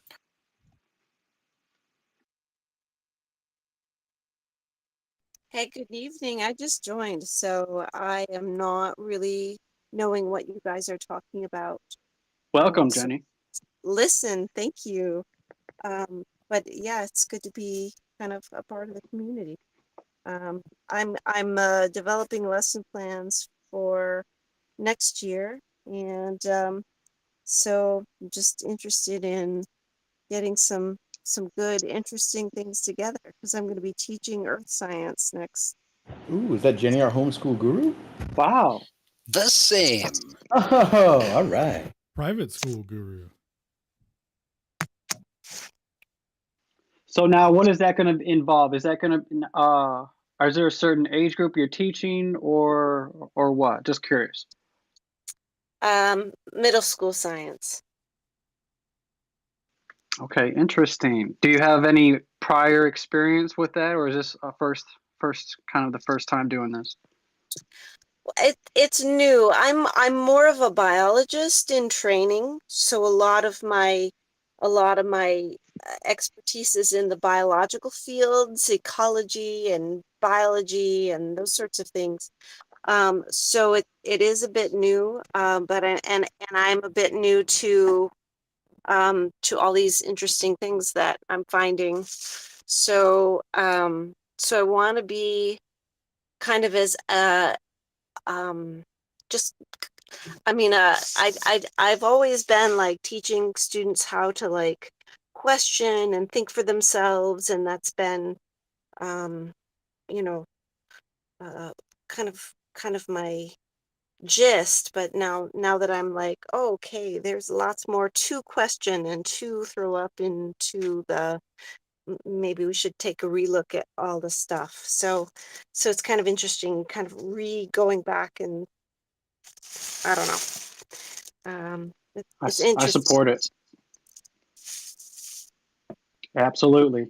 And I feel the same way because, I am in college myself. So I'm currently on that line to where it's like I'm researching outside of my classes, the esoteric and the stuff that we don't get taught. I'm doing that, but I'm also taking what they show us in the school, like in the geography books. And it's like, it's really, you can apply it, but it's like when I talk about the Earth in my videos, it's one data set of the stars. So it's like when they take this model of the fucking place that we are standing on, it can be manipulated in so many different ways. You could project this Earth in 15,000 different variations. So it's like, which one do you want to live on, and it's all the same geographical factors, like the nitrogen cycle and all those cycles that are happening. It can happen on the globe, or it can happen on the plane. I mean, I think it's just a matter of perception. And I've made videos about this, how, the Earth can be projected in so many different ways. It's a data set. Yeah, you actually, sorry. No, go ahead, Shane. Like I said, you actually had the key to that, dude. That Astral Day video I stole on your channel at the end explains how that was the first use of stereographic projection, i.e., to get something globular or spherical onto something planar, or in reality to be plane, to project the celestial sphere onto the plane, right? That's what a planisphere and an astrolabe does. And then, of course, like they invert everything. Today, they're like, oh, it has to be that way. We have all these various projections and conical and equilateral, and all the distortions are because you're trying to project a spherical Earth onto a plane. And it's like, no, incorrect as always. It's because historically it was trying to project the celestial sphere onto the plane. So we have a stereographic projection going downward. And the astrolabe did a fantastic job at that. And today we have maps that mimic that, right? That's exactly how we get all of our maps. So I mean, to say that it's different, like you get to choose which projection you're living on, but all those projections are projections of the same graticule, which would be the geographic longitude lat system, which is inherently spherical, which is based on the stars. Absolutely. Like, and there's some interesting, I mean, I've been looking into making a kind of having the students experiment with sextants and sort of things. So that's what I'm going to be looking at next year. That's awesome. I support it. I 100% support it. I think that's the best approach. I think what we all should kind of take moving in this direction is easing it in there, and especially with other people, when we bring it up in civilized conversations, in real life or online. It's the little things that we can, it's like looking for those openings, looking for those opportunities of something in a civilized conversation of a subject matter that we can bring up in a topic to break the ice, to break that barrier with people. Because I think that's what it is, because we've completely shattered our ability to absorb information from the way that we've learned in the public Rockefeller hijacked educational system. And so when we come out of that, it's like we think we know it all, especially in Western America. Everyone is walking around thinking that they've got it all figured out based on the quality of that system. And we've come to learn that there is, there's doubts. So I really support you, Jenny G, in that mentality, because I really think we should take it with a grain of salt. You don't honor indoctrination degrees? He's purchasing one right now. I forgot about that. I already purchased mine. It's doing well, doing nothing. So you a geophysics major? Geostaticist? No, Corpus. Are you a geophysics major then? I am not. I am actually in school to be a psilocybin psychedelic assisted therapist. Damn, what courses does that require? Man, are you a shroom dealer? So I am innovating, and I am choosing a career path that is sort of new.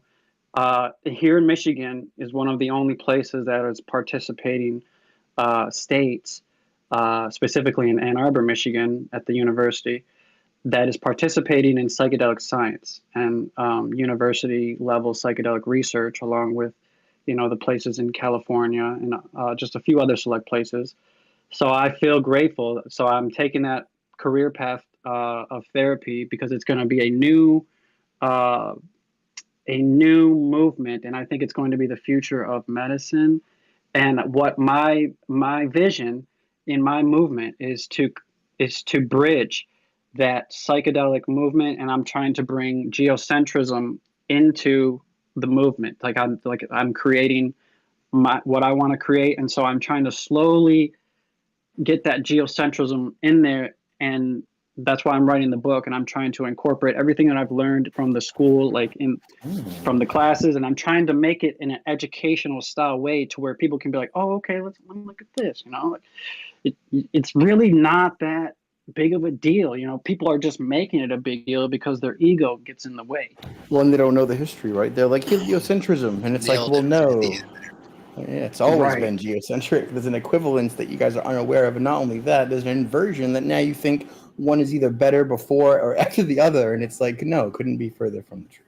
So geocentrism is like the definite approach. Forget about flat Earth and black swans and stuff. Get people to see first of all the dynamic equivalence between those two. How all the static priests at the top of the global today will tell you that that's equivalent, right? So to get that under there and then be like, so then you're choosing based on philosophy, right? And then bring them that way.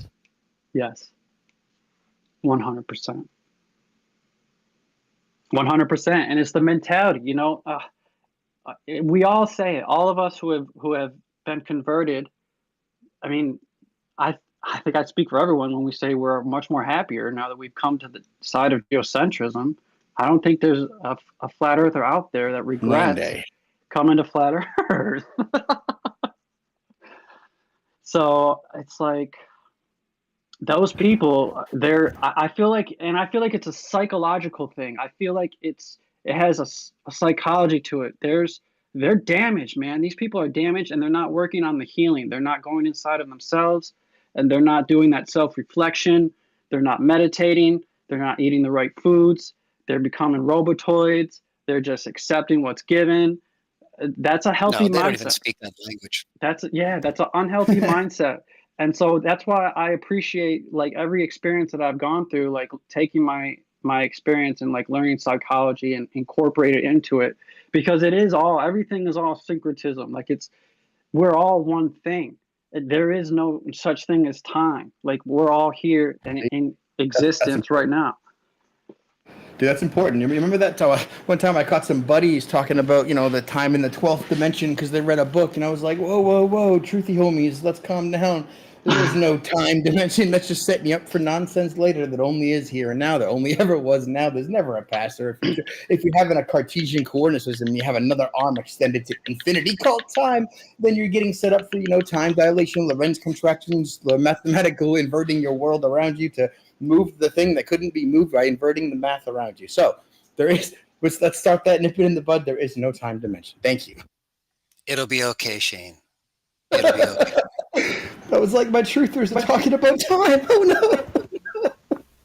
To be honest, I have one regret to stepping into the flat earth thing, because before that I wasn't aware of people who are upholding the lies, people who are damning the truth, those who are kind of defending the ice wall. And why? Oh, you mean paying the rent? Now that I am aware, right? I know that. Now that I am aware, I feel too much of a powerless in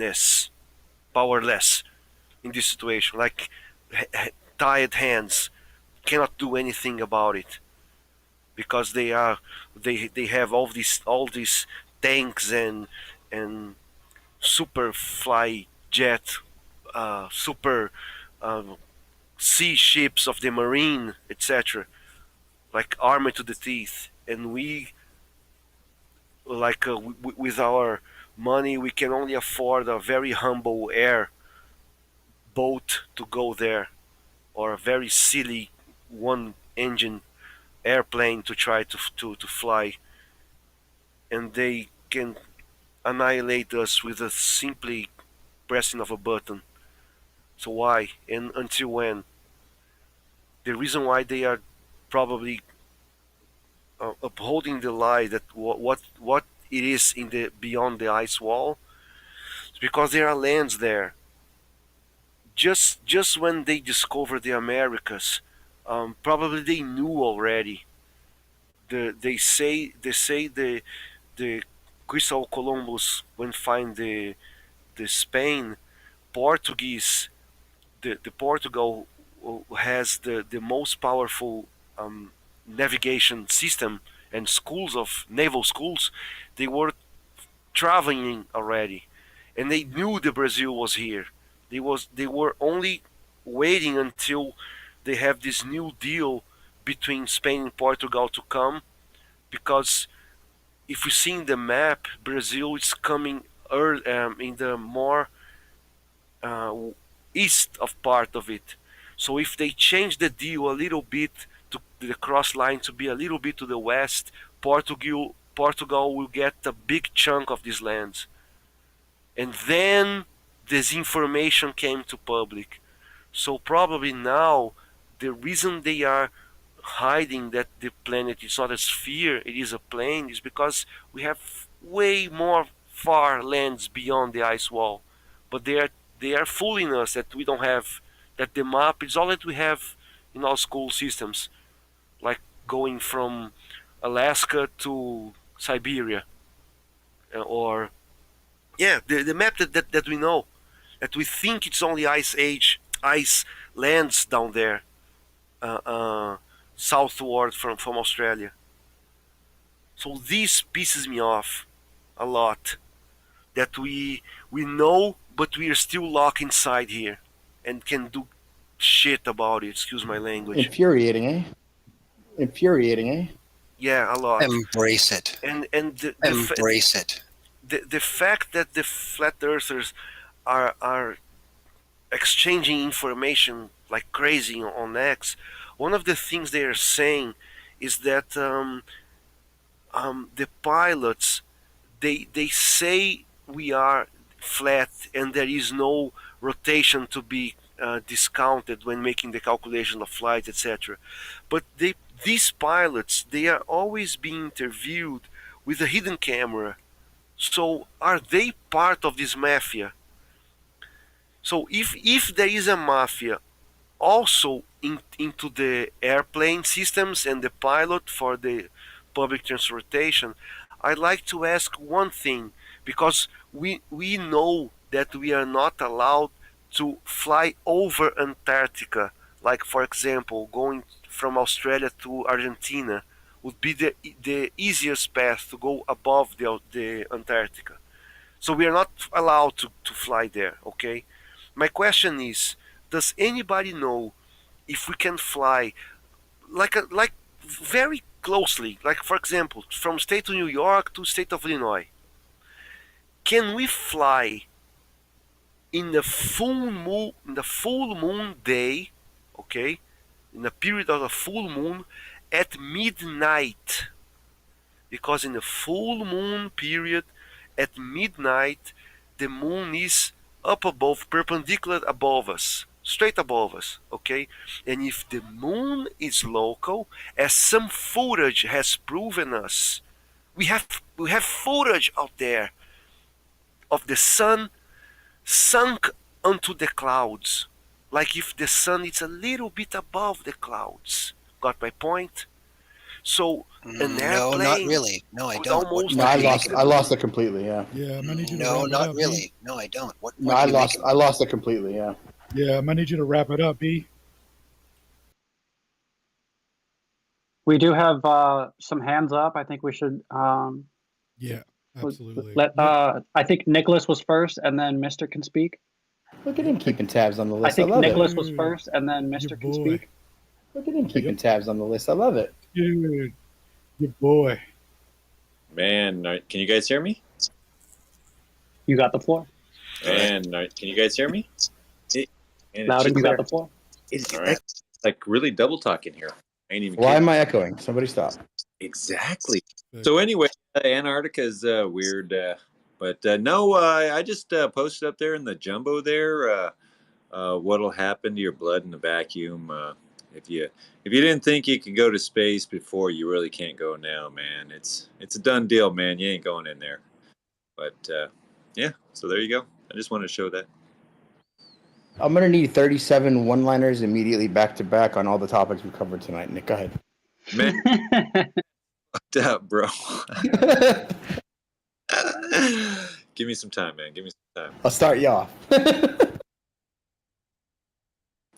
So every time I ask these guys about, or anytime space comes up now, I immediately ask them what a medium is, and every single one is like 10 out of 10. I don't talk to ghosts. Yeah. All right, that's not bad. So that's my new favorite question now. I just cut to the chase. I just end it right there. Yeah, well, I like the 5 questions I put out. That's like, oh, you want to talk about maps? Okay, what are all maps projecting? Nope, wrong. We're not going to engage. All dismissed. It's like the globe. Nope, no idea. You have no idea. You're not worthy. Go away.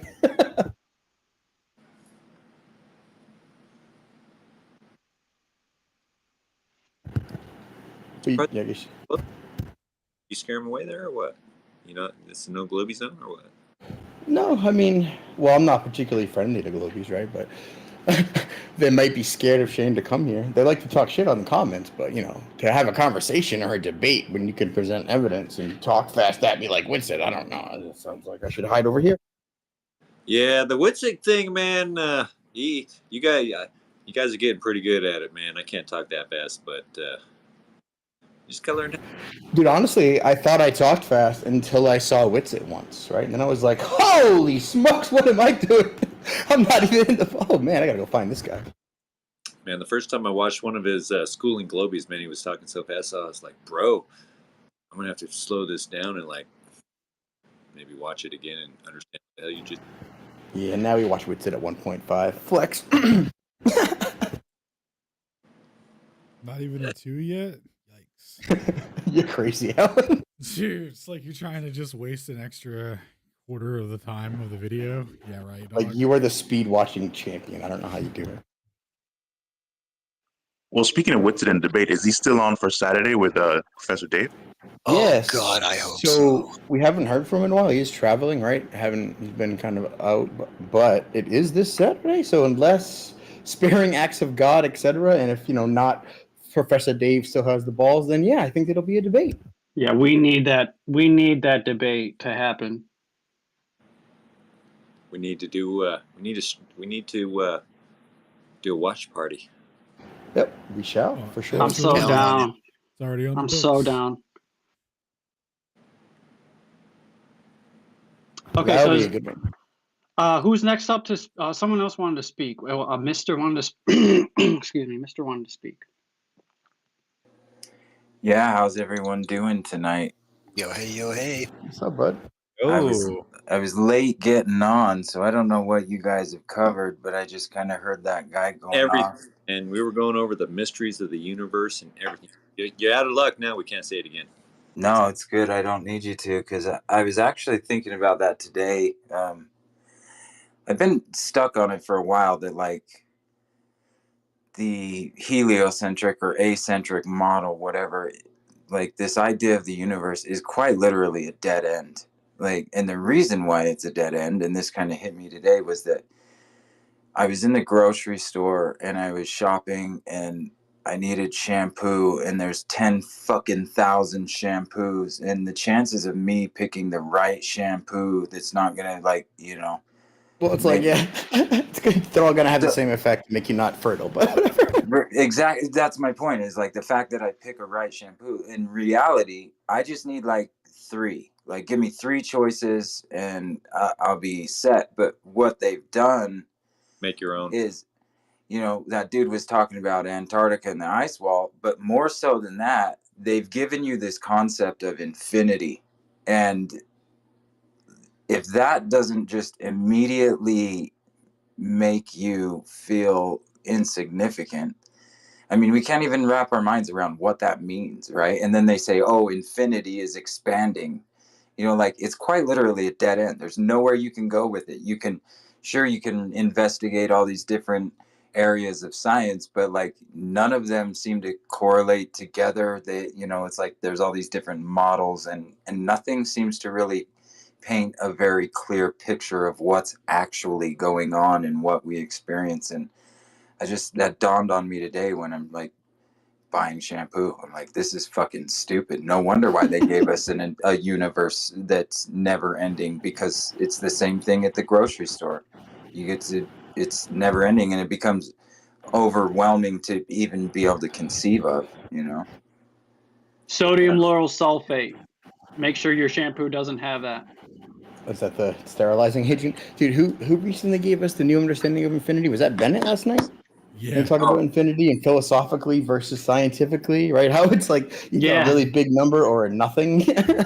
Yeah, that was awesome listening to that. Like the first couple hours, the Hildegard stuff was, a little over my head, I'm going to admit. But when the way that he wrapped it up and his thesis on it in the end was so good. Like, so good. I love what that guy does. And it's surprising to me, you can tell he's still kind of on the fence about flat Earth, but That's all right, you know. Well, he took a hard turn away from us last night. It seems all right, but that's all right. Well, he made it clear. He's like, I'm not a geocentrist. You guys keep calling me that. It was like, oh, he's like, yeah, I'm a geostaticist. They're like, oh, it's way cooler. And it just Geostatus. means geostatus. Yeah, right. So no one can prove Earth motionist. And we're like, oh, that's legit and unprovable. Like, yeah, okay, that's a very good position. By unprovable, I mean absolutely true. They haven't proved anything against it, right? It's a very solid position.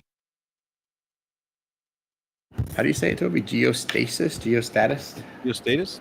Geostatus? Like a The status? Earth is geostatic, so you're a geostatist. That sounds too much like status to me. You're a geostatus cuck. Oh no, there it is. Geostadia. Man, we Well, gotta pronounce the thing we are. And to that point, though, as well, it's like I was also thinking about the fact that I'm in a grocery store full of, you know, I'm assuming relatively, you know, what we would consider, you know, normal globy people.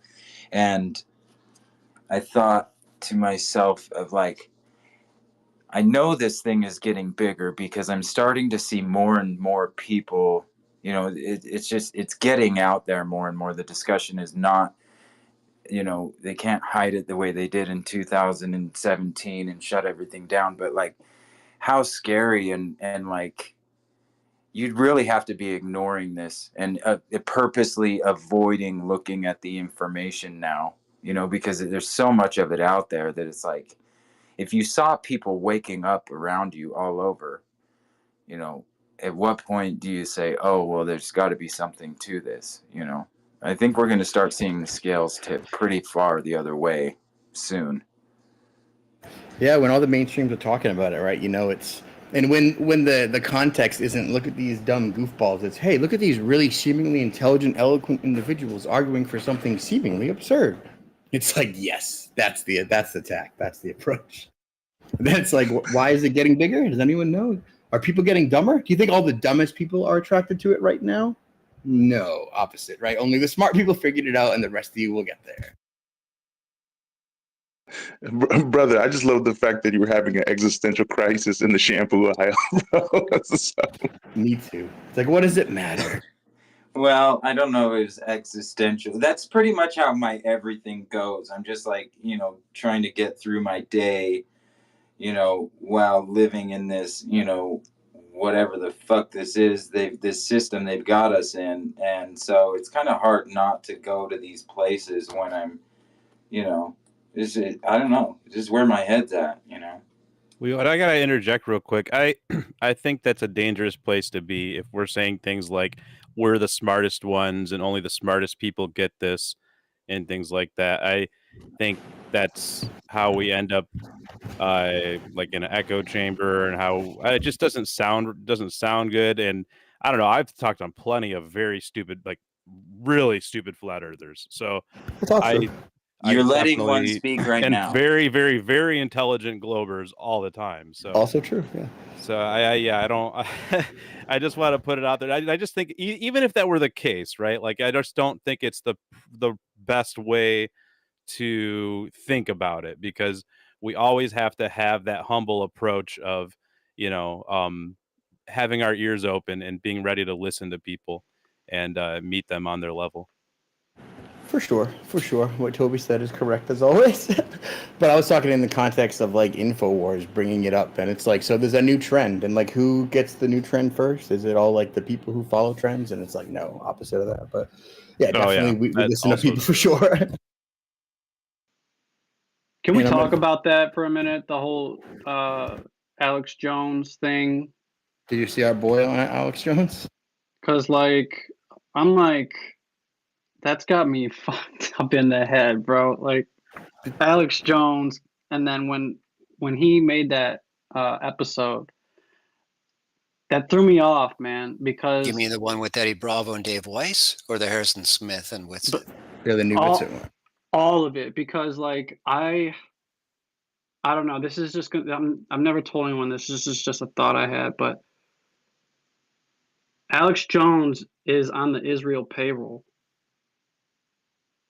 So yep. I don't know. Like I just try to connect dots here. So I don't want that. Seeing that episode just really threw me off. Like the whole entire fact that Eddie Bravo would go there, and I don't know if he knows it or not. Like because they're doing episodes. Like they did a couple episodes. Like Alex Jones is like flat Earth now. He's like, I believe the Earth is flat.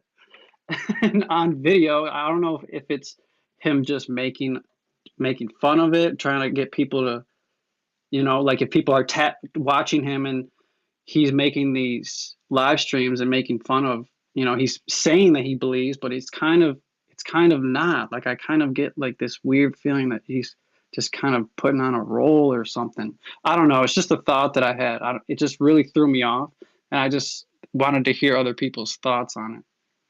Yeah, I think he was trolling. He's been adamantly against flat Earth for a while.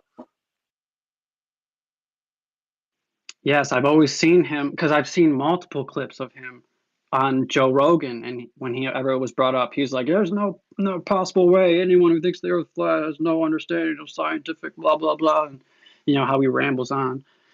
But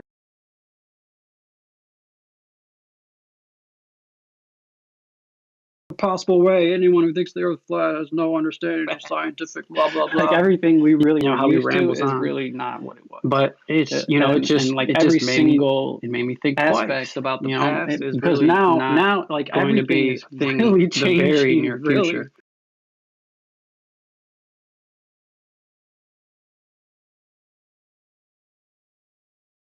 Aspect about the past is really not going to be the very I near honestly future. kind of don't think as he we has move into this like they Aquarian don't have a age. choice in it because of the fact that it's Yeah, getting it does feel so like a big speed run for that truth they or have to stuff this year, acknowledge it, but they back can to back. still I do he can agree still make with you fun there. of it and troll it and still. I honestly like, kind of don't think it he makes has it like they don't have if a you watch choice that, in it. I mean, because of the sure, fact that some it's getting people so big might that they hear have to something acknowledge from it, but they can if still. you're just he listening can to still two make people All right, boys, we might have a slight problem. Let's see if we can get this figured out here. What should I do? Let's go with open a new one. Start baby fresh. And click.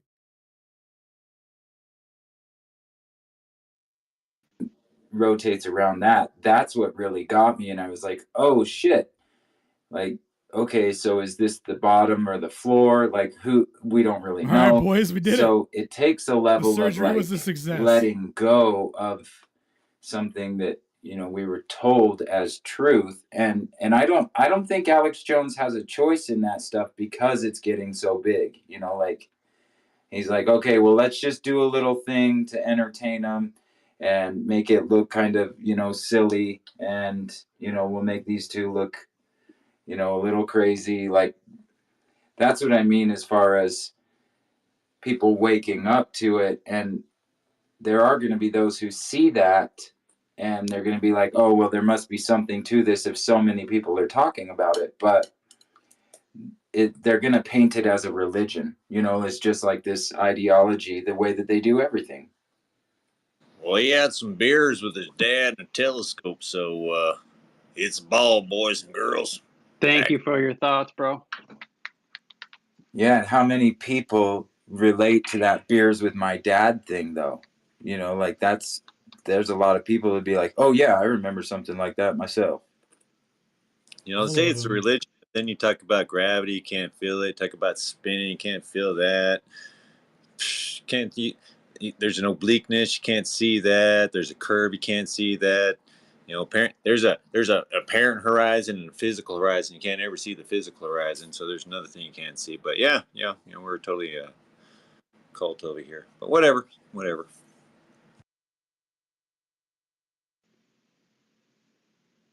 Now Jay Flurf had his hand up for a while. Jay Flurf, if you want to have the floor, if you still want to speak.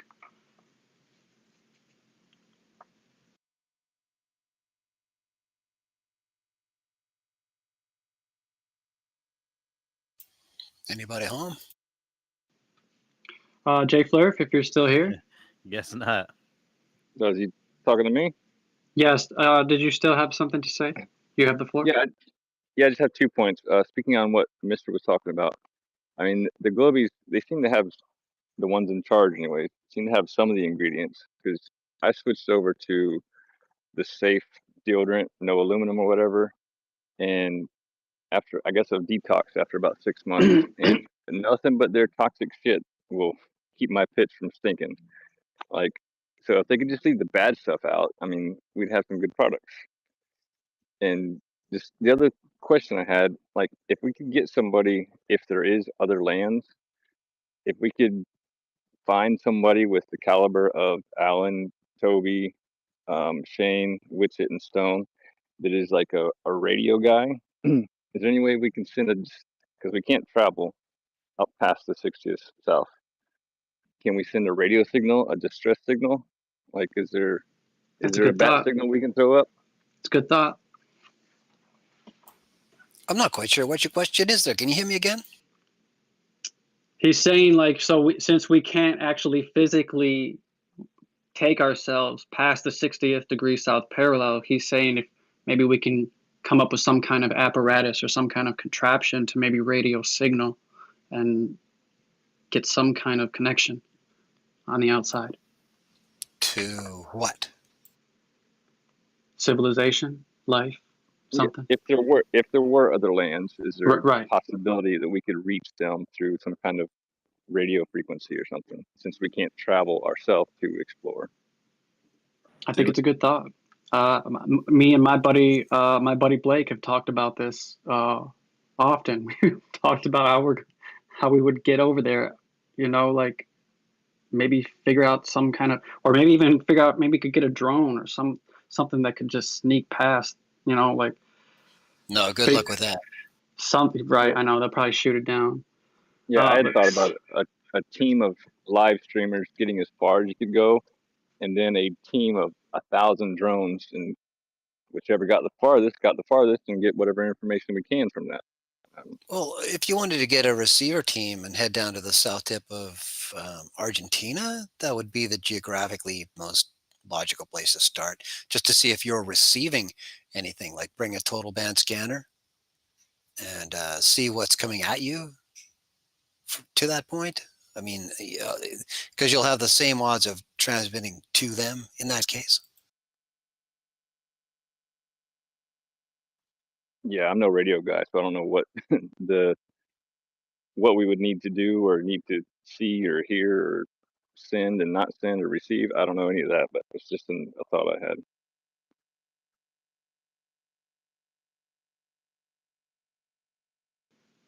I like the way you're thinking, man. Because it starts with a thought. You know, I've been contemplating this here and there to myself. Well, you know, like there's got to be some way to be able to try and make some type of contact. If there is other lands over there outside the ice wall, there has to be. Because what I was also thinking is, so if I don't know if you guys know Brandon Joe Williams, if we could create a nation that is not in the treaty and have that nation travel uninvited through Antarctica, like could we create a nation that's not in the treaty and send people under the guise of that nation? I think you will probably find yourself militarily occupied soon.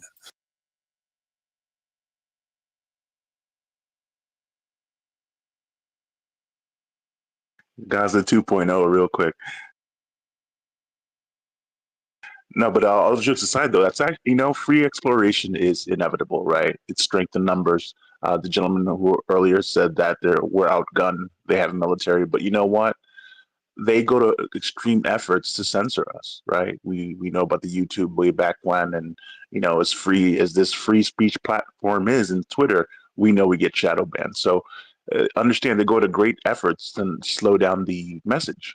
So we have strength in numbers, and an idea catches fire as much as it spreads. That can happen. So just keep in mind that we are on the inevitable side.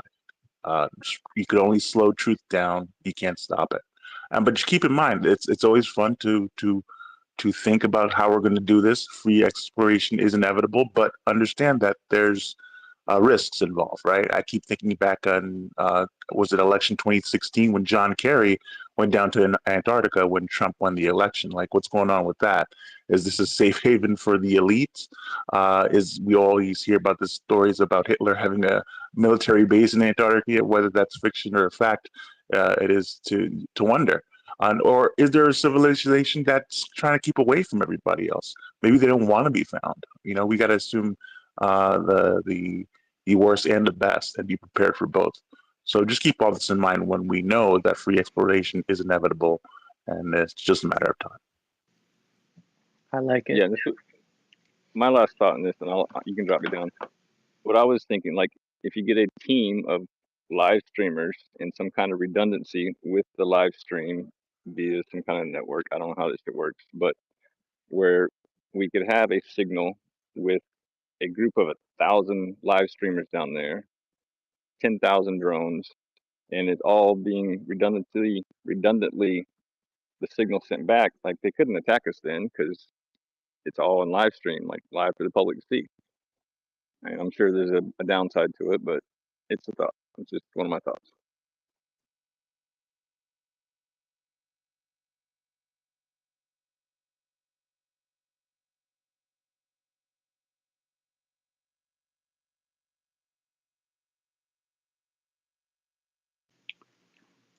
Veritas has your hand up. Do you want to have the floor? Sure. Yeah. Hey guys. Number one, I want to express that I love the energy in this room. I know we're talking about something that is a pretty intense topic, and depending upon the rooms that you go around, at least in my own personal experience, you can find less harmonious energy involved. I wanted to share my perspective on this. We've heard of the phrase catch-22, right? Catch-22 is a rock in a hard place, wherein there's no right answer, right? And the way I've determined to live my life is to accept the idea that when I find myself in between what appears to be a rock and a hard place, a catch-22, this versus that there's a door number 3 that unifies both but gives me what I want. And for example, in politics, I don't get involved in politics normally because I'm in the middle, man. I can see some things about Republicans that I like, and I can see some things about Democrats that I like. And for some reason, if I start talking about being in the center, both of them seem to hate me. Right? So let's take that same perspective and apply it to flat Earth versus spherical Earth. It's my understanding that everything is Russian dolls. Scott Fitzgerald once said, the sign of a high intelligence is one who can take two ideas that seem to be in opposition to one another and make them make sense. What if we can operate both on a flat plane and a spherical plane simultaneously? And what if the enemy is not those who believe in the sphere or those who believe in the flat, but those who convince us that there's an enemy in those who believe in the sphere and the flat? In the Marvel movie, they introduced the idea of a tesseract. And a lot of people who watched that movie, I assume, didn't know what a tesseract really is. It's an actual thing. And from my understanding, a tesseract is a fourth dimensional cube. And the thing about a fourth dimensional cube is that it is so big and so vast and so incomprehensible to a three-dimensional understanding that I could not show anyone in this room what a fourth dimensional cube looked like without using multiple aspects of space-time and presenting it in the form of what we could call a GIF. What if everything is Russian dolls? If a being was one-dimensional and lived on a one-dimensional plane, Does it mean it has to do something to exist in a three-dimensional plane? No. It is simply a one-dimensional being, only able to observe a reality that aligns with its one-dimensional understanding, yet it still exists in a three-dimensional plane. And wherein a four-dimensional cube or tesseract can be compared to a three-dimensional cube that we are aware of, couldn't the same be said for a fourth-dimensional sphere married to the idea of a three-dimensional globe that we are aware of? Something that is so big it transcends our present understanding.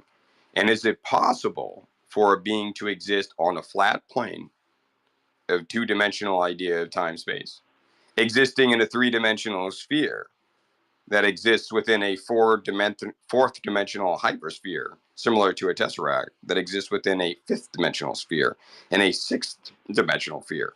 And perhaps the enemy is not the idea of whether or not it is flat or spherical, but the idea that they are in opposition to one another.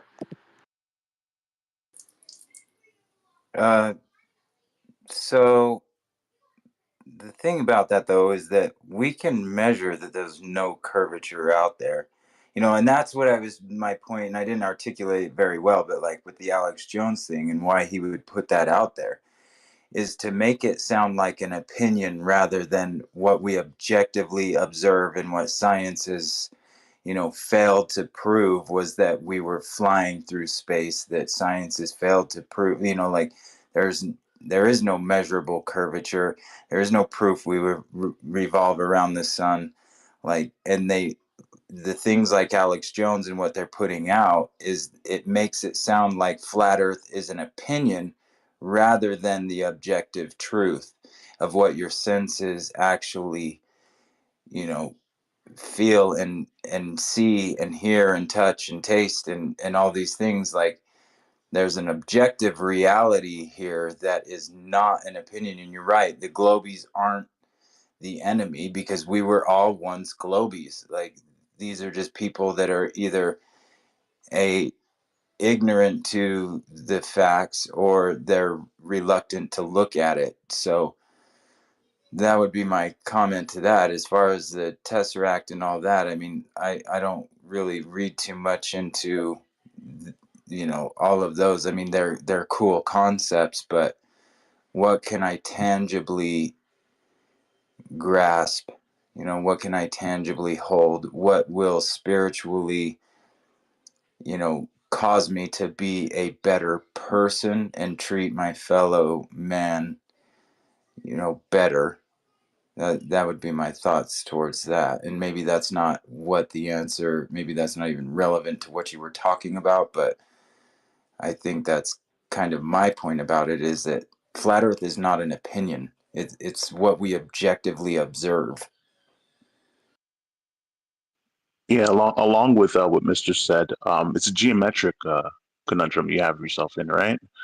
Sheepdog has this saying: if the surface of the Earth doesn't curve, that means it's necessarily flat.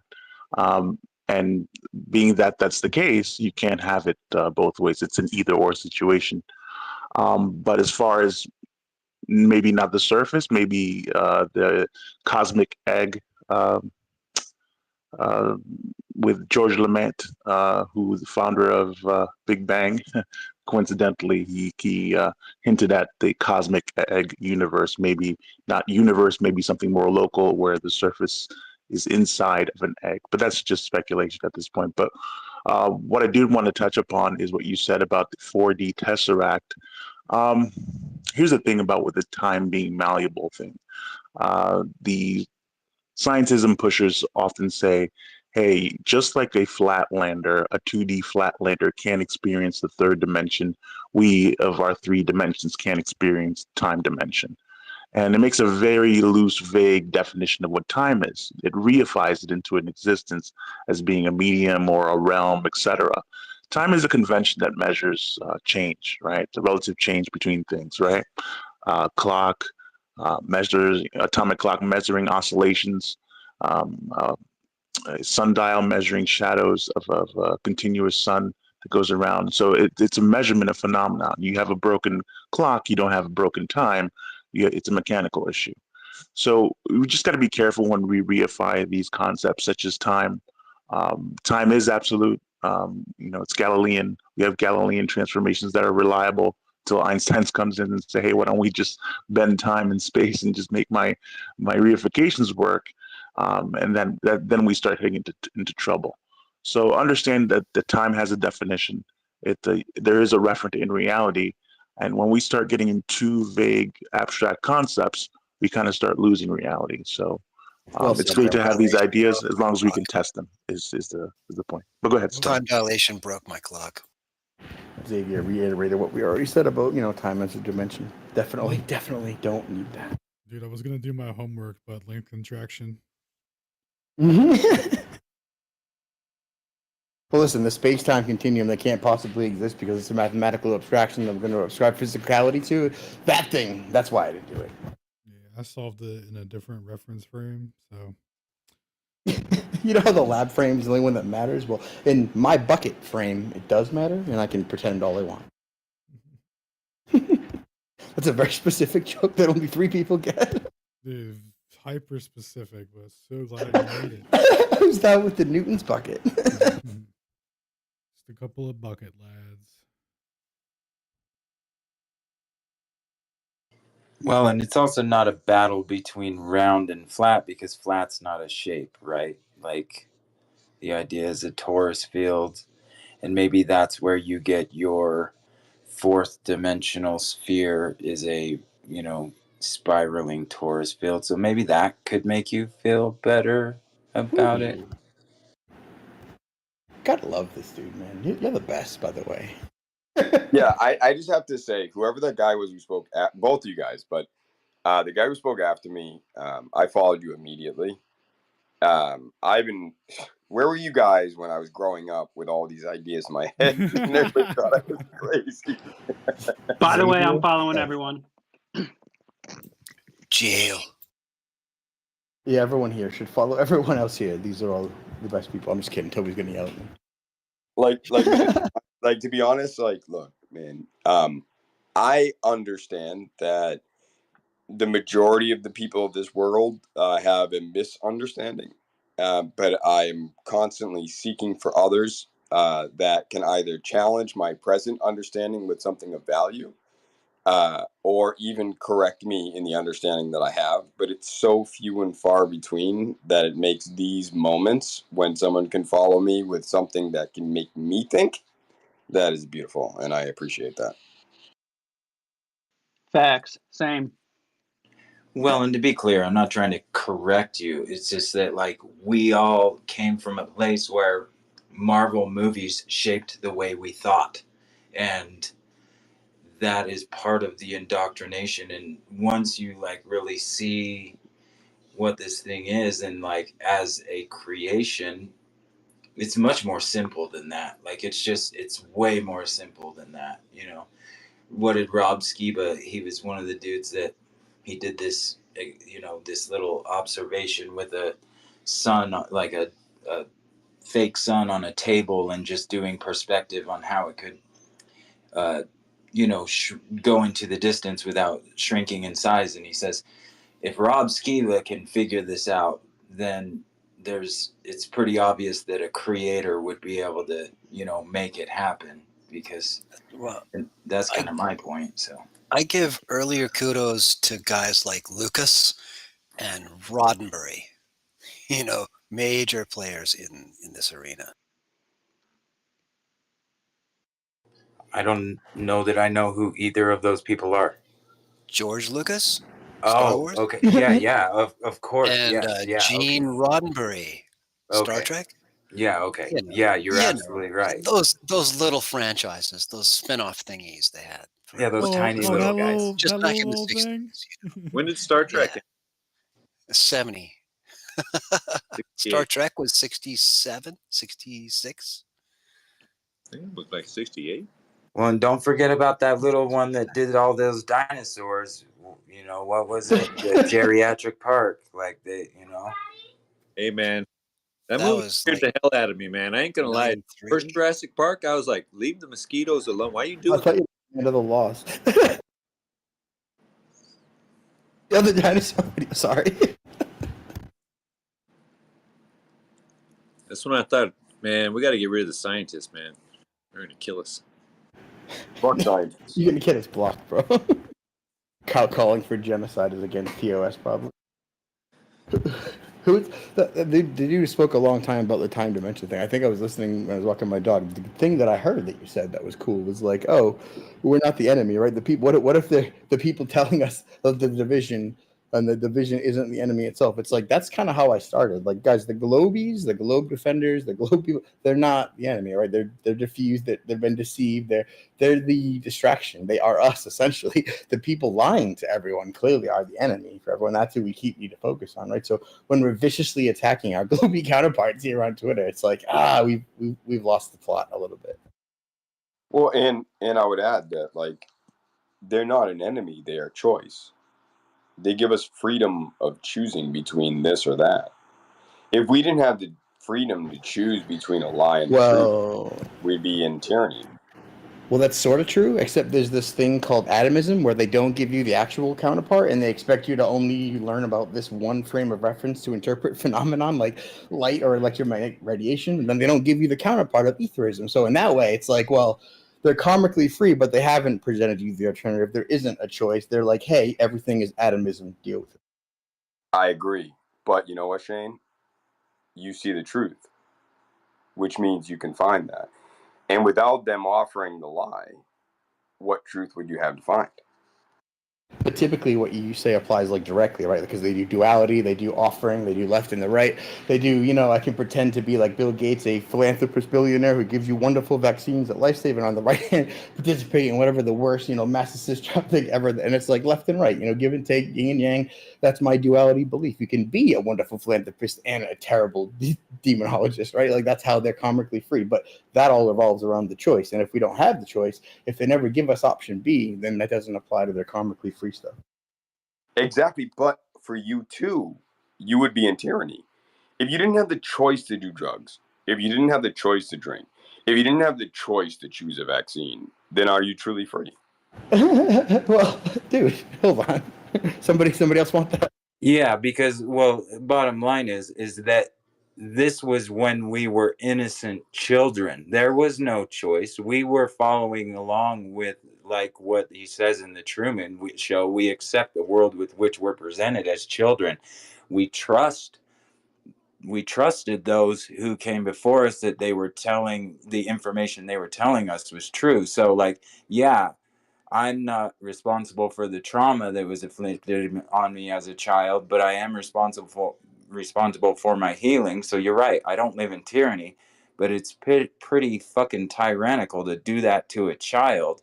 And it's no wonder why we're in the situation that we're in when you have, these people, whenever this whole thing got started, it's not some just like, oh well, you can figure it out. No, there was a true intention to really enslave humanity, if for lack of any other word. I mean, what else is it? Like, yeah, opposite of that too. Like, not only can you not figure it out, but you're too dumb, stupid, uneducated, ignorant, and malleable and uneducated to be able to tell anything. You can't tell things. You have to give up your authority to the authorities, and we'll tell you which way is down, and then we can tell you what you're actually seeing and how it works. And by then, we own your mind, and you've been enslaved anyway.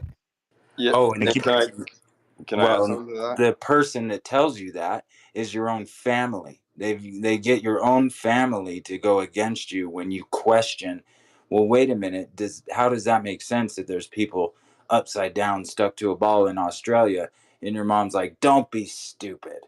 Like it's pretty simple. Like it's not. Yeah. I don't know. Guys, do you mind, and stop me if you want, I can share my experience with you just to make a point. Is that okay? Absolutely. So I was born premature. Both my parents, I was born in the projects. Both my parents were heroin addicts. they were heroin addicts. And before long, me, my brother, and my sister were taken out of there. We spent from 3 years old to 5 years old in the foster care system and had, I'm not going to get into details of it, everything happened to us that you can imagine that most people would consider negative. We got adopted at 5 years old. When we got adopted at 5 years old, my adopted mother lost her mind. We were severely abused. And my adopted mother thought it was in her best interest to prevent herself from having her reputation ruined to frame me for grand larceny and attempted murder. So she set me up, robbed her own jewelry, the whole story. The police officer who took me out of the home that night knew she was lying and protected me and brought me to their daughter's house and so on and so forth. But then we went into foster homes until I was 16 years old. I found my biological father because I remembered my family's last name, and I called 411. I think we're getting a little too far into the weeds. So, here, so my the man. point I'm going to make. Hey. The point is this: that I'm not just some guy who's happy-go-lucky, you know, who's just like, hey, life's good, you know, I had a great life, you know, we're all in heaven.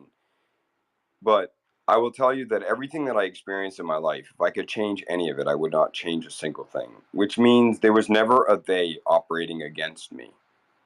There was only a they operating for me to create the story that I wanted to experience. And that's it. I can totally 100% appreciate that on a very elevated spiritual level, especially as on a personal journey. I am not a victim of the world. You know, I believe that things are, you know, it doesn't happen to you, it happens for you. I agree.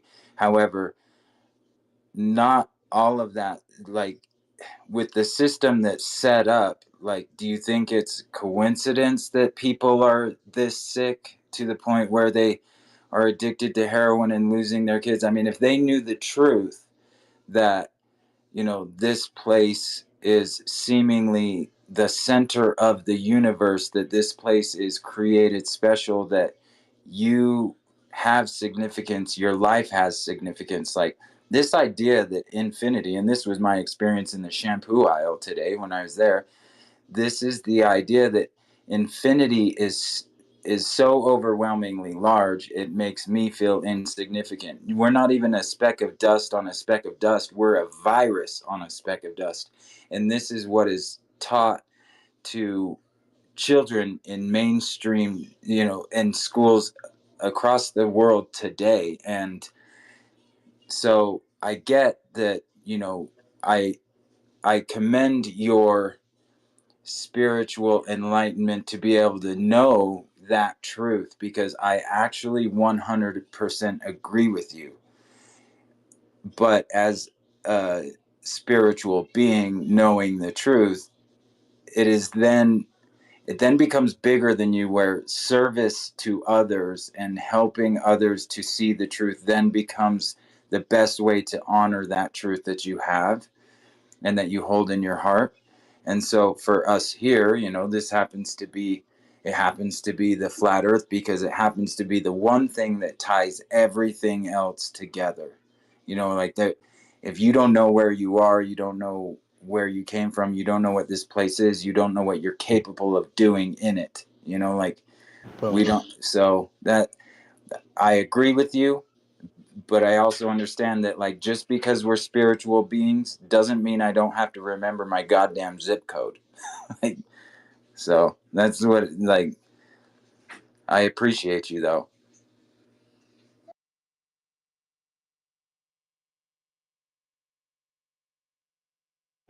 Mr. All your answers are awesome. Every time you interject, by the way. I think I say this every week, bro, but I'm just lucky that you're here with us, man. Good energy, guys. Good energy.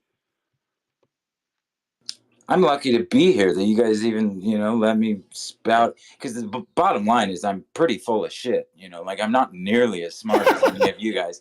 I'm really not. Like I listen to all your guys' stuff, and I go through the, you know, and I watch, and I can digest some of it. Like We're all fucked up, bro. Everyone's fucked up. It's just the globies have figured out a better way to hide it. Fake it till you make it, bro. Yeah, I'm just trying to learn, and that's what's been wonderful about this is it's given me a new passion for science, and even you know, I started out with the electroculture. It's gone totally not the way I wanted it, and it's blown up in my face, and I have to redo a whole bunch of shit. But I'm still that's how I'm gonna learn is trial by fire with it. So, Yep. It's one step at a time. One step at a time. Nice.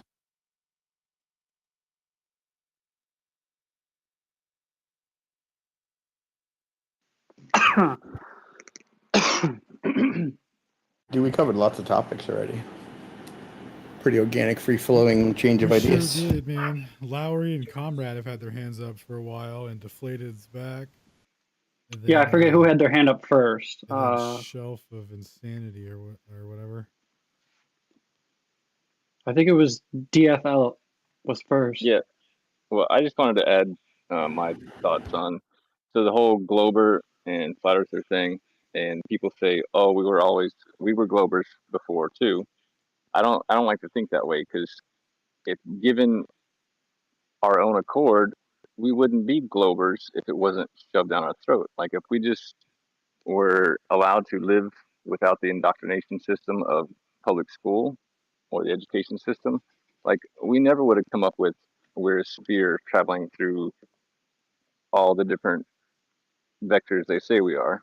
So I don't like to believe that we were all Globers. Like we were forced to be Globers. Like that's my thought on it. Yeah, agreed. But that is a sense of of relating to other people who have not yet come to this. It's kind of like if I go to an AA meeting, I'm going to announce myself as an alcoholic because that's how I relate to the newcomer.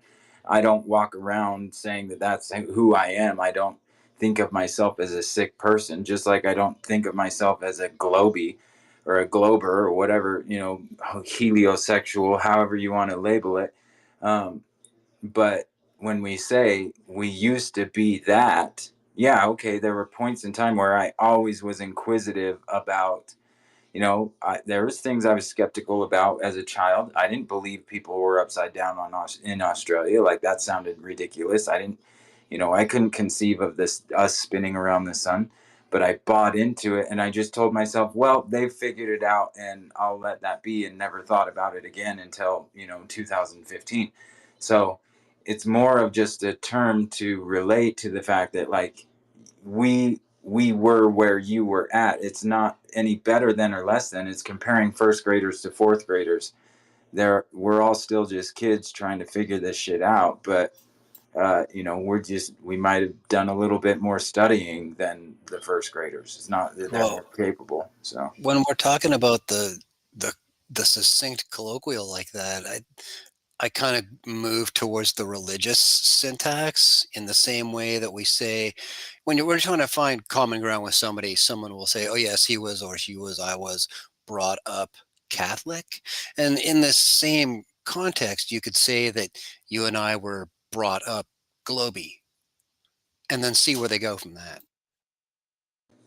Yeah, well, I'm okay with the terminology. I just like to reiterate that that's not natural. That's not the norm. Like that wouldn't happen naturally if it wasn't forced upon us. Normal and natural, that's kind of a statistically generated thing. I don't know which way to lean on that.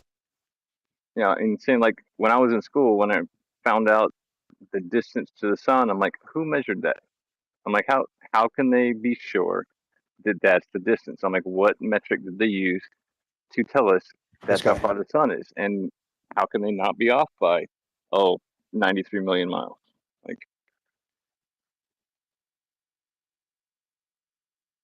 What does that mean with the sun distance guesswork changing again?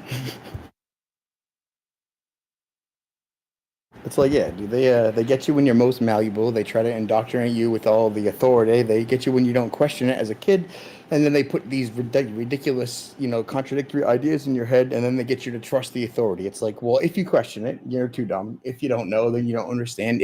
Well, you don't get the math, Einstein developed relativity, which will, mathematically contract the whole world, and you don't understand it. So obviously, and that's where everyone is at. Like, I don't understand it, right? But somebody does, and that's why it's a globe. And that's kind of what we're pushing back on. It's like, oh no, turns out nobody understands it, right? And the people who try to understand it end up on our side. Yes, like I never believed what they said was true, like the measurements, the distance. Like I'm like, how can you measure that?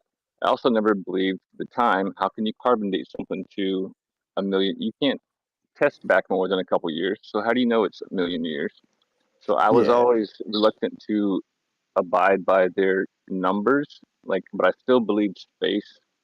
But the numbers, I'm like, they don't. It could be 2 miles away. It could be, I never agreed Well, to the numbers. I always thought, I never believed one iota that they knew what they were talking about.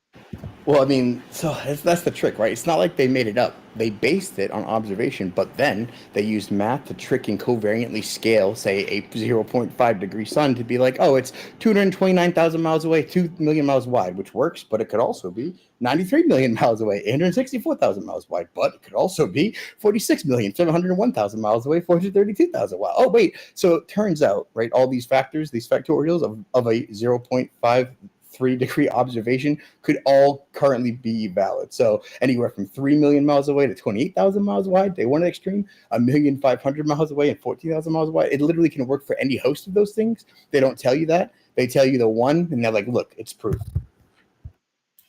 The cool part of what you just mentioned was the fossil record, or actually, rather, you mentioned carbon dating going back millions of years.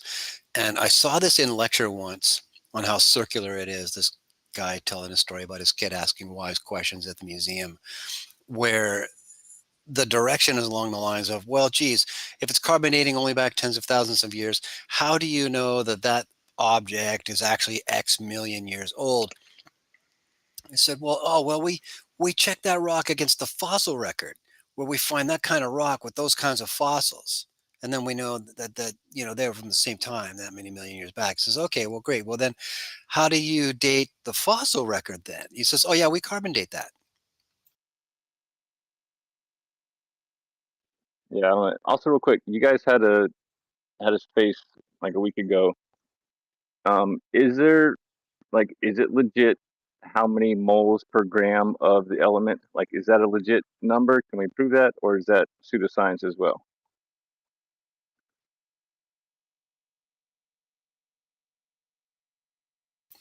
You kind of broke up when you were asking the question there for me.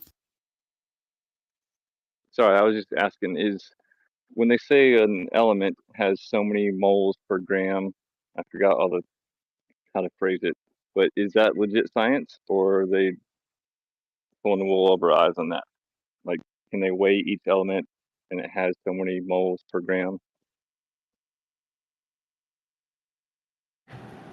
I don't know what he's referencing from last week, but we're talking about the density layers of, let's say, electron levels to get, molecules to be different.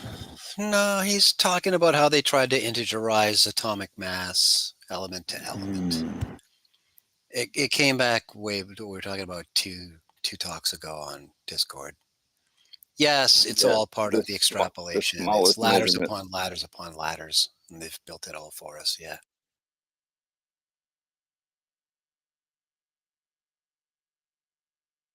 Yeah, but that wonderful covariant scaling trick is neat. It's like, how do they know all the sizes and masses? And it's like, oh, they don't, right? They don't know anything. All they know is that this one observation is this big, and from that they scaled a mass and diameter, and from that, not mass, from that they got a diameter and an optical, let's see, pretty much an optical diameter, right? How big does it appear? And from there, they interject mass through wonderful Newton. They just interject it magically, like, boop, there it is. Now it has mass. And from that's the only way they can gauge mass of the solar system. So literally, from an observation of the sun and the moon at 0.53 degrees, they built the solar system. Don't worry about the three-body problem. We can't actually predict those, but we can simplify it to a series of two-body problems and do the sun and the moon, the Mercury and the moon, Venus and the moon, Jupiter and the moon, put those together in a pretty picture, and boom, we mathed you a universe. Anyway.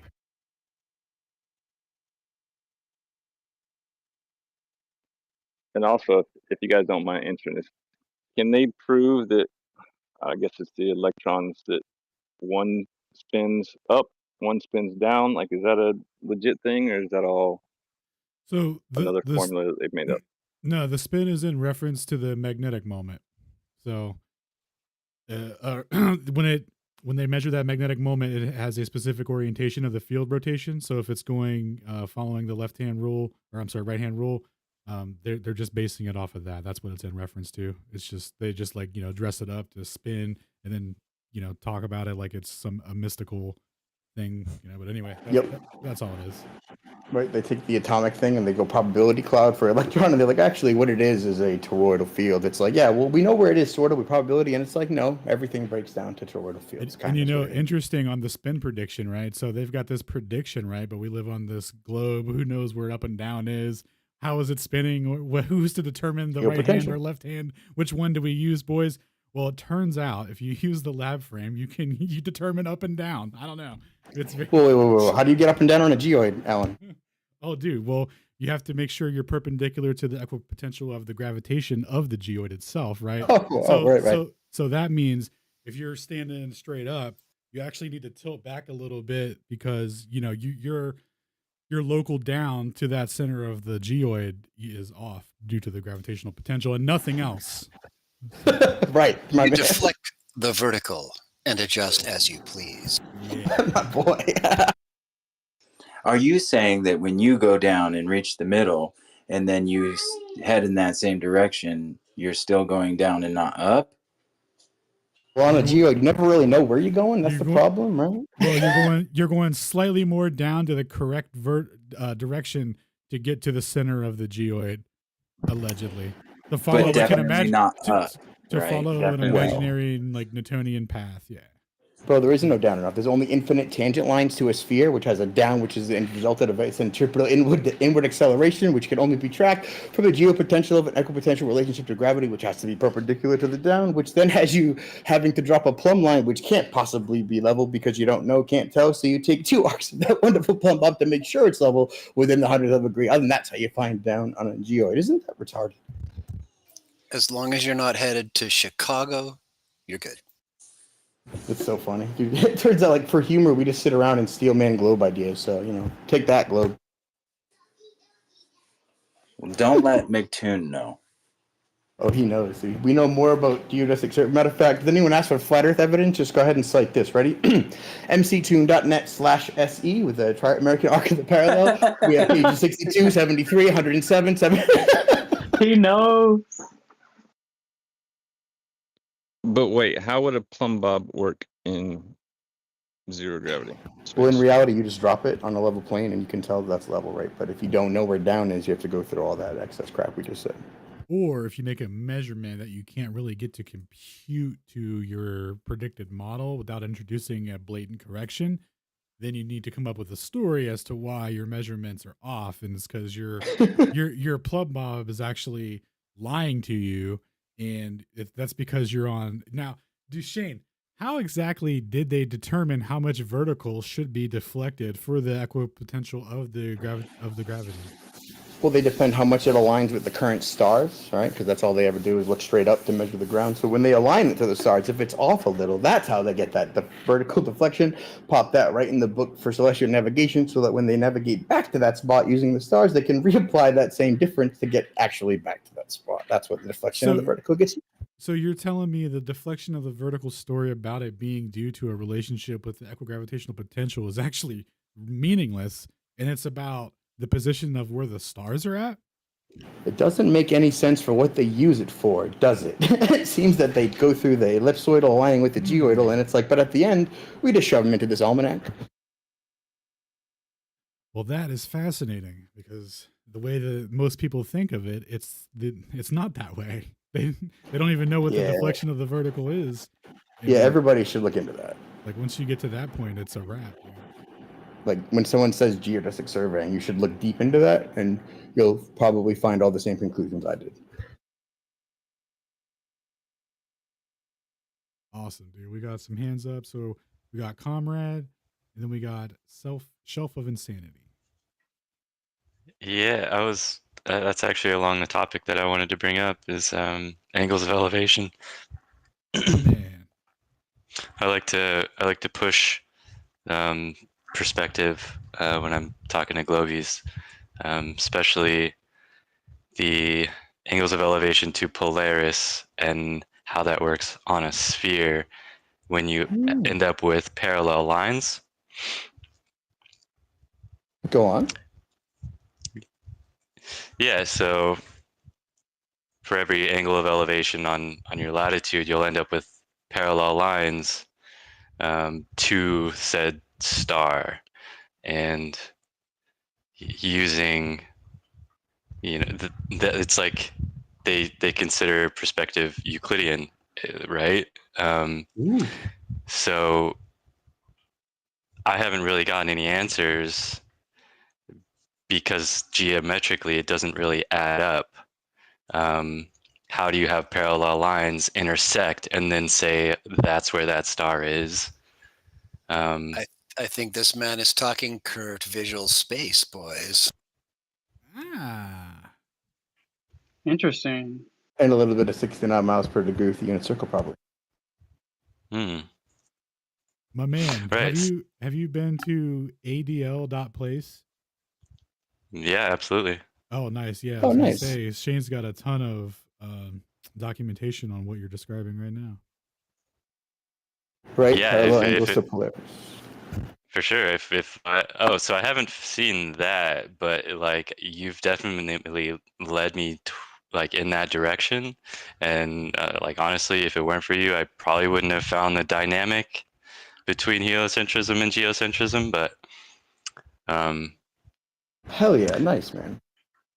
yeah, so like again, like I don't really get a straight answer from globies. Like it's either it's just an approximation, or they'll sort of hand wave dismiss it with parallax, like, oh no, we used parallax to figure it out. That's kind of when I started pushing him on his perspective Euclidean, right? Oh, well, when they do parallax, just hit them back with negative parallax. That'll make them busy. No? Unaware? Yeah, we got a couple. Real quick. So they take these real precise measurements for what they're saying are their parallax to get their parallax angles, right? But what they find is that sometimes there are angles that go in the opposite direction of what's predicted by the heliocentric model. So and those angles will be larger than the ones that they measure that are in the positive direction for the heliocentric model. And they'll go, oh, you know what? Well, that's just an instrumental error, and it's actually going in the right direction. They just completely do the old switcherooski and chalk it up because they know, because the heliocentric model is so correct that the stars can only be going in one direction. So anyway, there's this, like, it's a known thing that pops up in their in their data sets and whatnot, and they have specific mathematical ways to quote unquote handle it and interpret it and round it down, and without using the negative numbers as the as the distances, because that would make them completely invalid. But because the because the negative angles are much larger than the ones that are the positive ones, that it's not how could you say that that's instrumental error but not the smaller one in the right direction? You know what I mean? So it gets into like a weird thing there. And that they don't really have an answer for it. It's just meaningless jibber jabber, right? And then you could get into Aries failure to determine like the meaningfulness of star precession and who's moving, us or the sky, right? Because that's what the big mystery is about. Like if someone sorry. Dude, stellar parallax, disproving the motion of the Earth since Aries the royalist runner. Yeah, I'm gonna have to look into that because I see a few. So I'm from TikTok, so I see a few of the quote PhD physicists unquote, the TikTok physicists who will demonstrate an actual triangle to Polaris, which kind of contradicts what we observe when we actually take angles of elevation, which we end up with these parallel lines. And then I'm getting these diagrams that they just hand draw. They don't even show you measurements or anything, and go, look, see, if we just extend these lines out infinitely, they will intersect. And that's where this whole that's where I just kind of lose it. I'm like, well, Yeah, make it work. bro. If your belief system requires a convergence at infinity that may or may not take place, then, Alan, hit him up. Then that's a wrap, dog. You know what I'm saying? So he said you triangle. might be a redneck. Yeah, and then so to get when they get a triangle involved, I'll send you a diagram here in a minute. For any parallax angle that they say is mutually exclusive to heliocentrism, there's a geocentric equivalent, right? Because it's just a triangle. So if you flip it to the base of the triangle being the time of the year and the time between when you're taking the measurements, and your location being the point, well, congratulations, you just inverted it, and it's now completely equivalent and irrefutable because it's just an observation. Oh, thank you, Shane. I'll put that up in a second. And then that's where I like to take it to stellar aberration, right? Because that's like actually that should be the heliocentric meta argument, because that's the one time that they took a measurement in the sky allegedly and got a ratio of 30 kilometers a second when they ratioed the speed of light against the 20 arc second angle that they measured for aberration. Now, when that's their best evidence, but that's a measurement. It doesn't tell you if the sky is moving or if we're moving, and that's where you get into Airy's failure, where you introduce an independent variable of water. You do an actual experiment to see which is moving, and they found that the starlight already comes in at an angle. So that inherently means that the idea that the cause of what they're measuring in the sky isn't the Earth motion. It's either the sky is moving or there's a medium between us and the sky that's moving. You could look at it like either way, but the implication though is that we're stationary. So that's where I would take it, because there's no actual answer for Airy's failure. You'll get nothing. You'll get straight crickets. You'll get misinterpretations and non-historical accuracy. Yeah, you'll get, he didn't measure the ether. Okay, dude. By measuring the ether, do you mean he didn't have to correct his telescope to correspond to a velocity that would confirm heliocentrism? Is that what you mean by ether in the telescope, dog? Like, yeah. So. Yeah, I've even got him say that, like, oh, it's an approximation. It's just like a billionth of a degree that makes the lines intersect eventually. But at that point, that's so gross that guy knew that and said that. That's a steel man, right? Like, oh my God, because most of them will not tell you that or don't know that. So that's crazy that he's like, oh no, they converge at infinity, bro. Don't worry. At 1 bajillionth of a zero, dude. I believe that. It is almost always that way in every scenario with the Globies. When they say, oh yeah, because formula, and you say, how about variables? Plug them in, get the real numbers, and show them the sig figs, and all is revealed. And then the Globies are looking at those numbers for the first time, of course, and they have never come up with an explanation for why none of their math actually works with real world figure. It's just outstanding. No, then it's got him pretty shook, especially some of the bigger guys on TikTok. Yeah, and now, like, at this point, I'm trying to, like, really push perspective. Is it Euclidean, right? Is there actually a limit to how far we can see, and not just infinitely? Who? Yeah, do you know Rue? No. Nobody. Oh, we should set you loose on him. We got to make a formal introduction on Discord, gentlemen. We act like he's a big deal, but nobody knows him but us. Oh, yes. I see a brilliant matchup coming in the making here. Interesting. But yeah, curved visual space is definitely key to, understanding how the measurements in the sky were taken and all that. So absolutely. Yep, the logarithmic approach to the limit, but never approaching it, the limit being exactly the dimensions that they prescribe the globe, going all the way back to Eratosthenes, measuring sticks and shadows with what? Alexandria and Cyrene being 800 kilometers apart, 7.2 degrees difference in the shadows divided by 360 times 80 gives you 40,000 of a circumference. And it's like, yeah, but that's just a circle denoting the limits of the sun going east and west. So literally what you have is how far the sun goes, or your azimuthal grid of vision, literally your celestial sphere. And then they're like, oh, you know what I measured? The ground. And it's like, you have zero evidence for that. And simplistically, you have to apply it to a circle before you apply it to a sphere. There's no spherical circumference. Mm-hmm.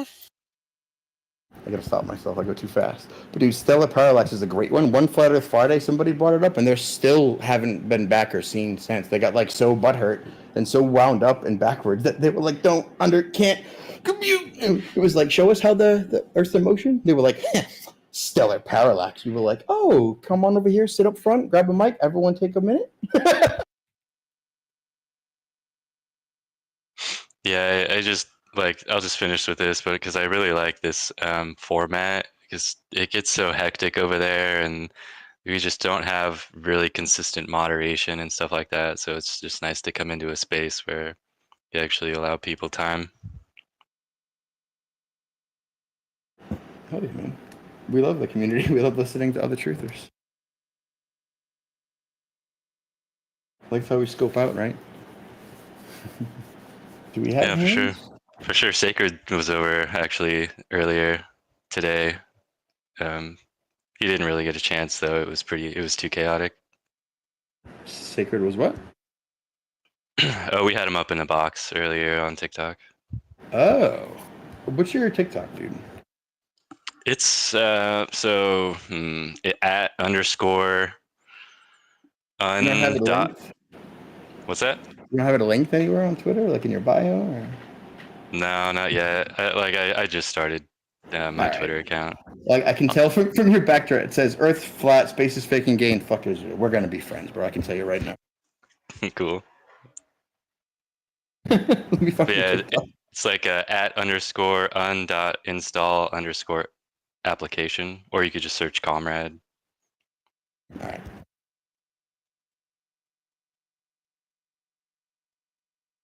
That's a ridiculous ad, just so you know. Yeah, I know.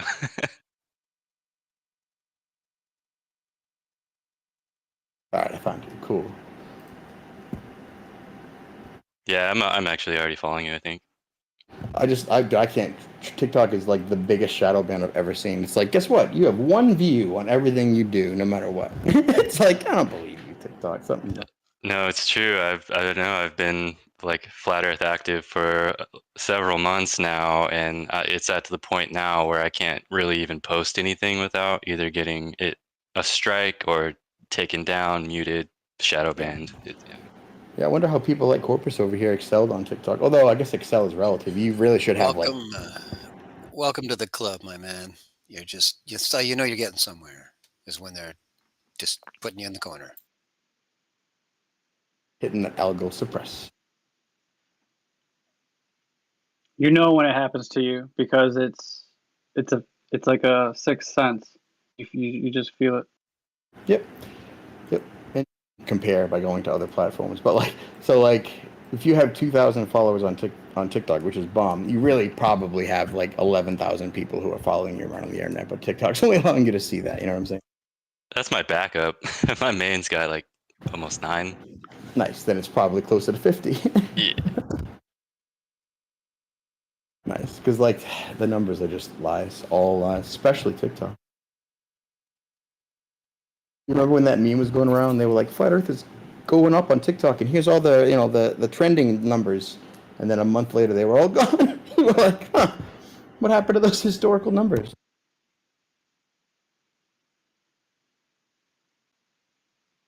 Yeah, it's growing slowly but surely. Lots of people are interested in the topics. I feel like it's growing really fast, actually, and they're just trying to hide that from our optics. Like they're not trying to stop it; they're trying to stop us from seeing it. Speaking of that, what about Fly Me to the Moon that's about to come out? What's your thoughts on that? They're getting ready to admit that the moon landing was fake, obviously. Honestly, that dude, I'm moving that same direction. I was like, they're warming up. I think they are because they're putting it out there and here and there if you know where to look. Who's heavy breathing or needs to speak?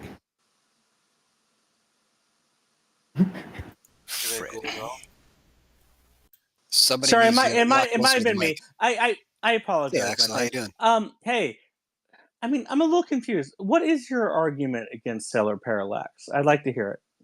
There's no argument against it. We just understand that there's 46% negative parallax, which when you're using it as an argument of Earth's motion, which understandably can't go left and right using the same uniform bipolar spinning sphere, right? So that's why. We looked at the data.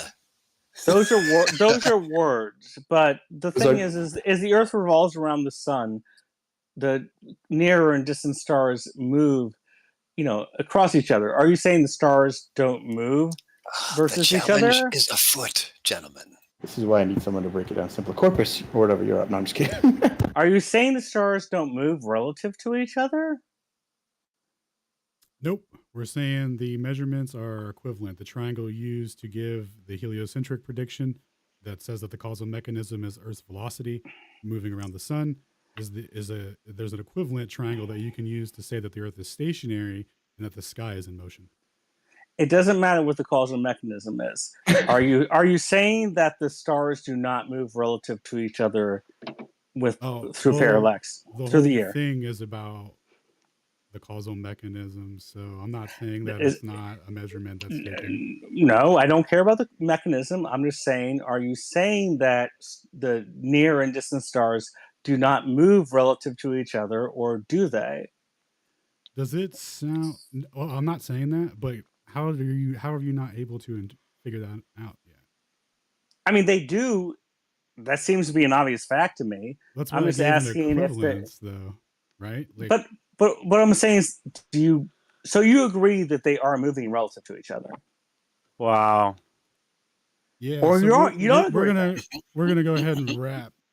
All right. So you're saying that you're not willing to commit to one thing or the other because No, you're not listening to the answers that are being given to you, and it was given to you quite explicitly, and he tried to give you an equivalence to show you the difference between the heliocentric and geocentric frameworks, and it went right over your head, right over the your my hair. Lord in heaven. No, I'm still talking, and it's clear that you're clearly still not listening. So why are you actually here? Are you here to waste your own time? Because you've already wasted our time. And the saddest part about this is that you're wasting your own time. Buddy, I have no time to waste. Anyways, I was just asking that if you agree that the stars move relative to each other, and I have not gotten an answer for that. You can either say yes or no. 3 times now. So actually, right, and for your model and our model, what you do is you treat the stars as a every equidistant moving web uniformly distant from each other, and that's how celestial navigation accurately works.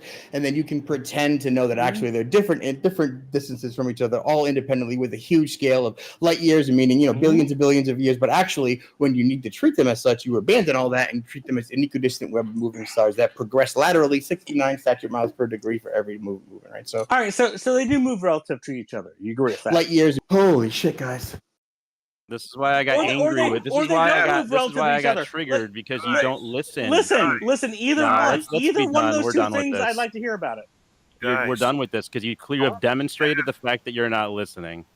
Don't we have depiction of constellations like from ancient Greek?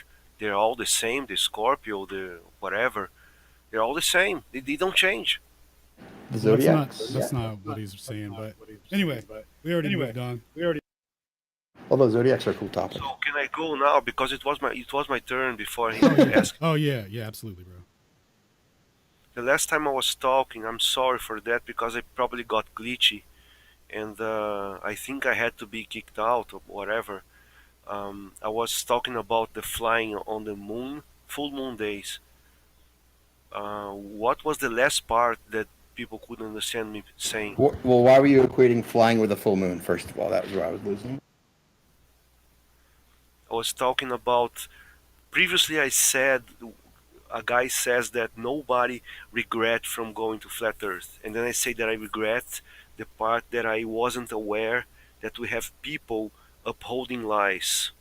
that now that I am aware of that, I am pissed off by how powerless we are, that we cannot do anything about, because they have huge and super powerful navy ships protecting the ice wall, and all we can achieve is a silly inflatable boat to go there.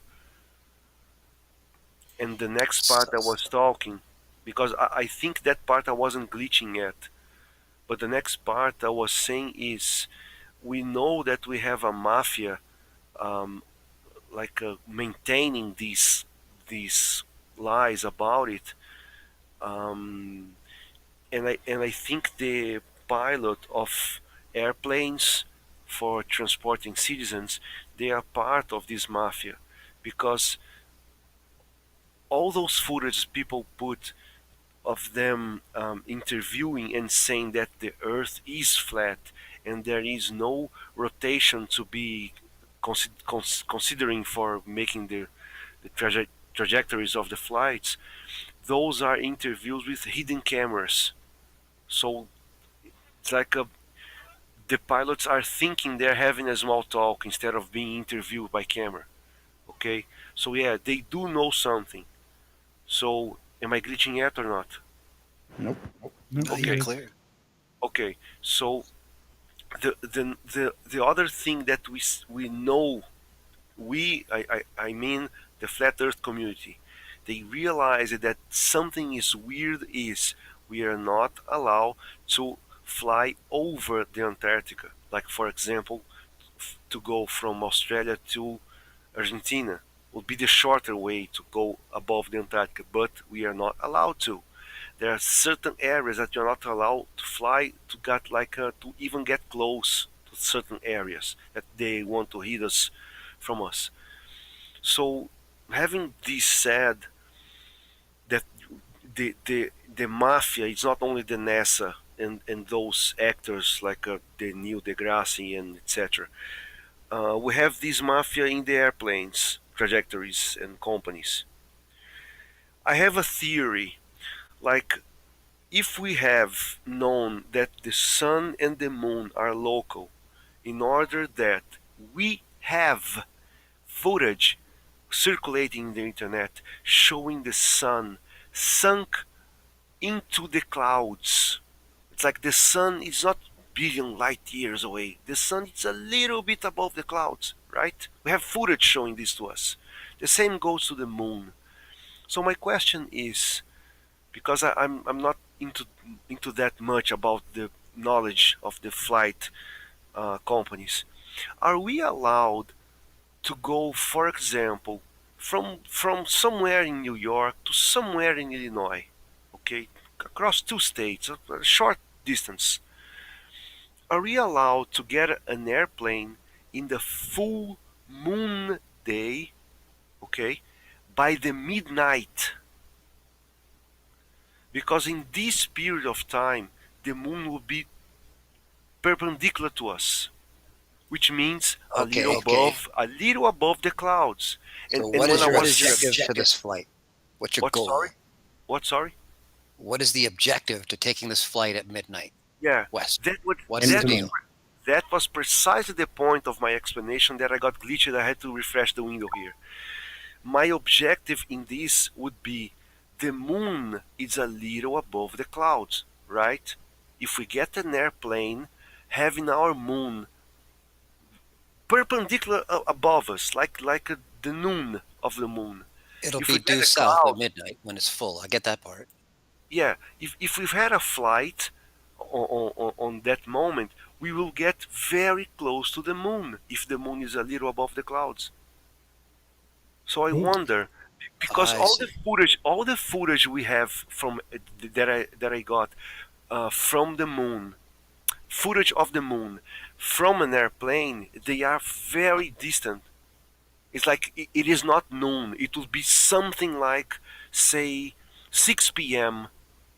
that the full moon is rising on the horizon. So the moon is always distant from the airplane.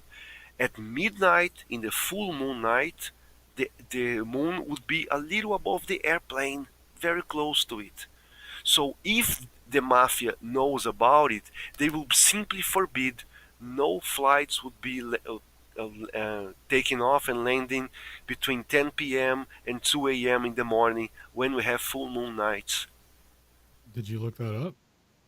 No, I'm asking the public here. Oh, yeah, look it up on flight.com and let us know. All right, let's see. We got Yaya Watermelon. You're next. Can I say something to that real quick, Alan, about like this dude thinking all pilots are? I don't think No, all pilots are in on it. Like even if they I'd rather we just didn't. ignore it. All right. All right. So, Yaya So Watermelon. what's wrong? About to ignore it. No. Nothing. I'll tell you what's wrong. You just asked us a hella long question that you could have Googled and then had an answer for, and then you could have supported your own claim rather than asking it in a. Anyway, let's see. Okay, sorry. Oh, you're good, bro. Liliana, we're gonna close on you. We're actually gonna end. Oh, Xavier, your hand's up too. So we'll close on either of you two if both your guys' hands are up. Oh, let Xavier go first because actually I was gonna say that Mr. Xavier. Sorry, what? I was just wondering, what about Yahali? Yeah, you can let him go first. I was just gonna say that Mr. Xavier's previous little presentation or whatever you want to call it, his communication was so beautiful. So I wanted to hear another one. Oh, you're so nice, I Lily. do have something else to say, but I can go last. Sure thing. Save the best for last, indeed. No, but I just wanted to there's an interaction that the guy tried to muddy the waters like all trolls do, and I kind of didn't. I'd be remiss not to just communicate that for the audience that probably got lost in that shuffle.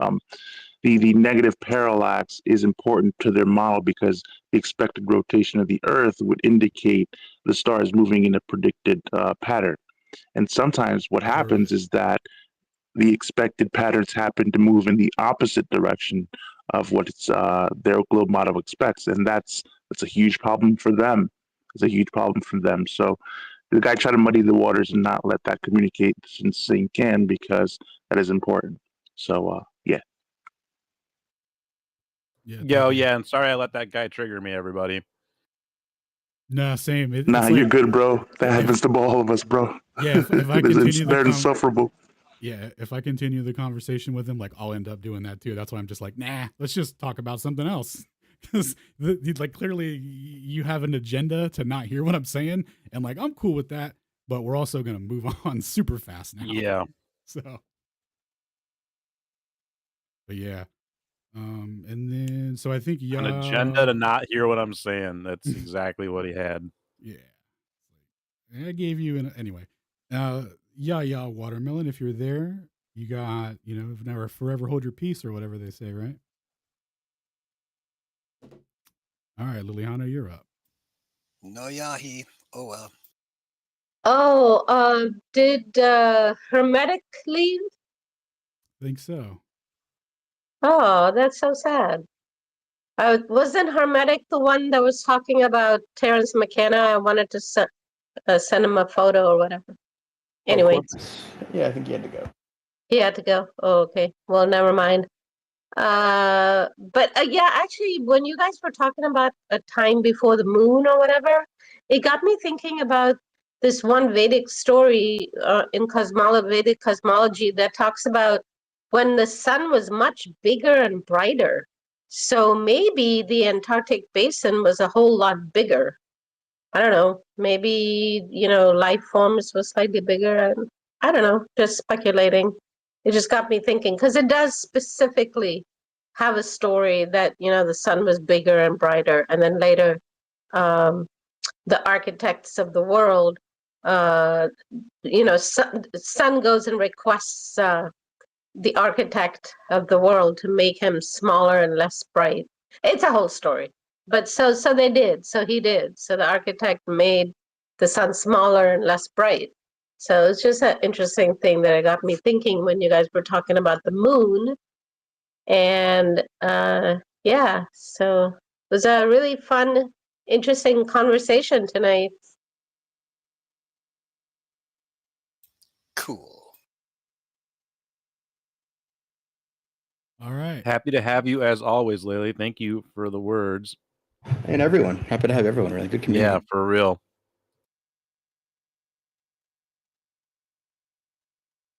It's good to like open up a space and know there'll be 7 Gs that'll show up and just talk legends with us, like without even thinking about it. I love it.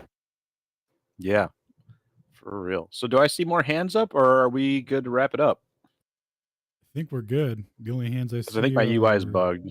Yeah, the only 2 I see are the 2 that already spoketh. So I think we're good to end. Toby, real quick, where do I, if I'm parched, like, you know, when you wake up in the morning and you're, oh God, you just don't know how to start the day. You're parched, nothing's quite right. Where can I go to get like something to start my day that's like natural, roasted by a human being, and you know, it doesn't contribute to the bowels of Satan? Yeah, you can head over to brushtail.coffee. That's BRUSHTAIL.COFFEE. And you can get coffee that is not from the bowels of Satan or whoever.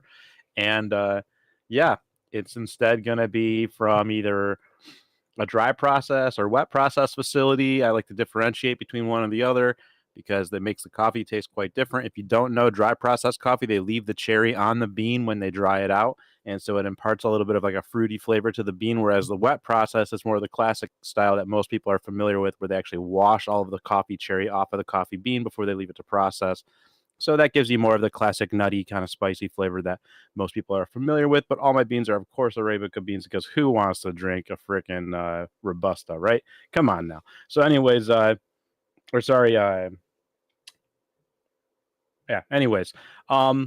yeah, so head on over to brushtail.coffee. I roast it myself on my grill with a little motor contraption set up. And also you can follow Brushtail Coffee here on X/Twitter. You go to at brushtail.coffee or brushtail at brushtail coffee, one or the other. You can find it. I trust you. You're smart. You're a smart person. So yeah. Thank you, Alan, for the little pre-dunk, for sliding the puck over to the net for me so I can put it in the net. Oh my God! Hey, thanks, man. Anything to get my boy to put one in off the top. Oh, you teed the puck up for me. Oh yeah, Toby, your Tanzania one's really good. I need to order more, so I will be. Nice. That's actually what I drank this morning. Yeah, it's so good. I remember when Toby sent me a free one, and then I was like, oh, what a good guy. And then I was like, oh, I'm obviously going to spend all my money buying this forever now. That was a good ploy. That's a good way to get people on. But yeah, I do it because I like the coffee. But yeah, we can go ahead and wrap it up on that note, though. Yeah, don't get triggered like I did by that guy. Instead, do what Alan said and just move on quickly and patiently. And don't let people waste your time. That's why I got angry, because that guy was wasting his own time. And I don't, not to get too meta and talk about it too much, but it's important to be aware that I say this to hopefully allow some people to break some patterns that maybe we fall into, where we let people like that waste our time. Dude, fools don't let fools believe in stellar parallax. But yeah, so tune in next Monday for reading night, and Tuesday. If you guys missed it, you should check out on Tuesday night. Dr. Robert Bennett did a presentation, gave an Ether Roundtable presentation. You can check that out on either Space Audits or Ether Cosmology on YouTube or Rumble. And that was pretty fantastic. It was mentioned, of course, already a couple times tonight, but I definitely recommend checking that out. He's going to be giving part 2 of that presentation next Tuesday, so I would recommend checking out the one he's already given, getting ready for the next one. He gave a great layout of logic, like a fantastic layout of logic, and a philosophy of realism, and understanding the philosophy of the person you're debating with if you're entering into debate with somebody. That was really excellent. And then just a fantastic presentation of his geocentric model. So, or I guess Hildegard's geocentric model. Geostaticist Sorry, model? geostatus model, yes. The Earth is geostatic. I guess he doesn't necessarily call it geocentrist, which I guess really, I think the main reason he's probably saying that, I think a lot of people, it is odd to say geostationary, because you're geocentric, because you're saying everything revolves around us, around the Earth, Whereas I think some people would kind of suppose that maybe there's something else that everything is revolving around that's not necessarily us, but we are bubble imparted. of the firmament, and I've seen pictures that we have several other bubbles around us. Hey, bubble guy. We're wrapping. We're wrapping. Yeah, up. well, actually, you should check out the presentation I mentioned because that's exactly what it's about. So you should check that out. Go, it's Ether Roundtable number 35. Go check that out. But yeah, so everyone take care. And also, we'll do another one of these next week. So yeah, peace out. Much love. Thanks, everyone. Later, G's. Thanks, everybody.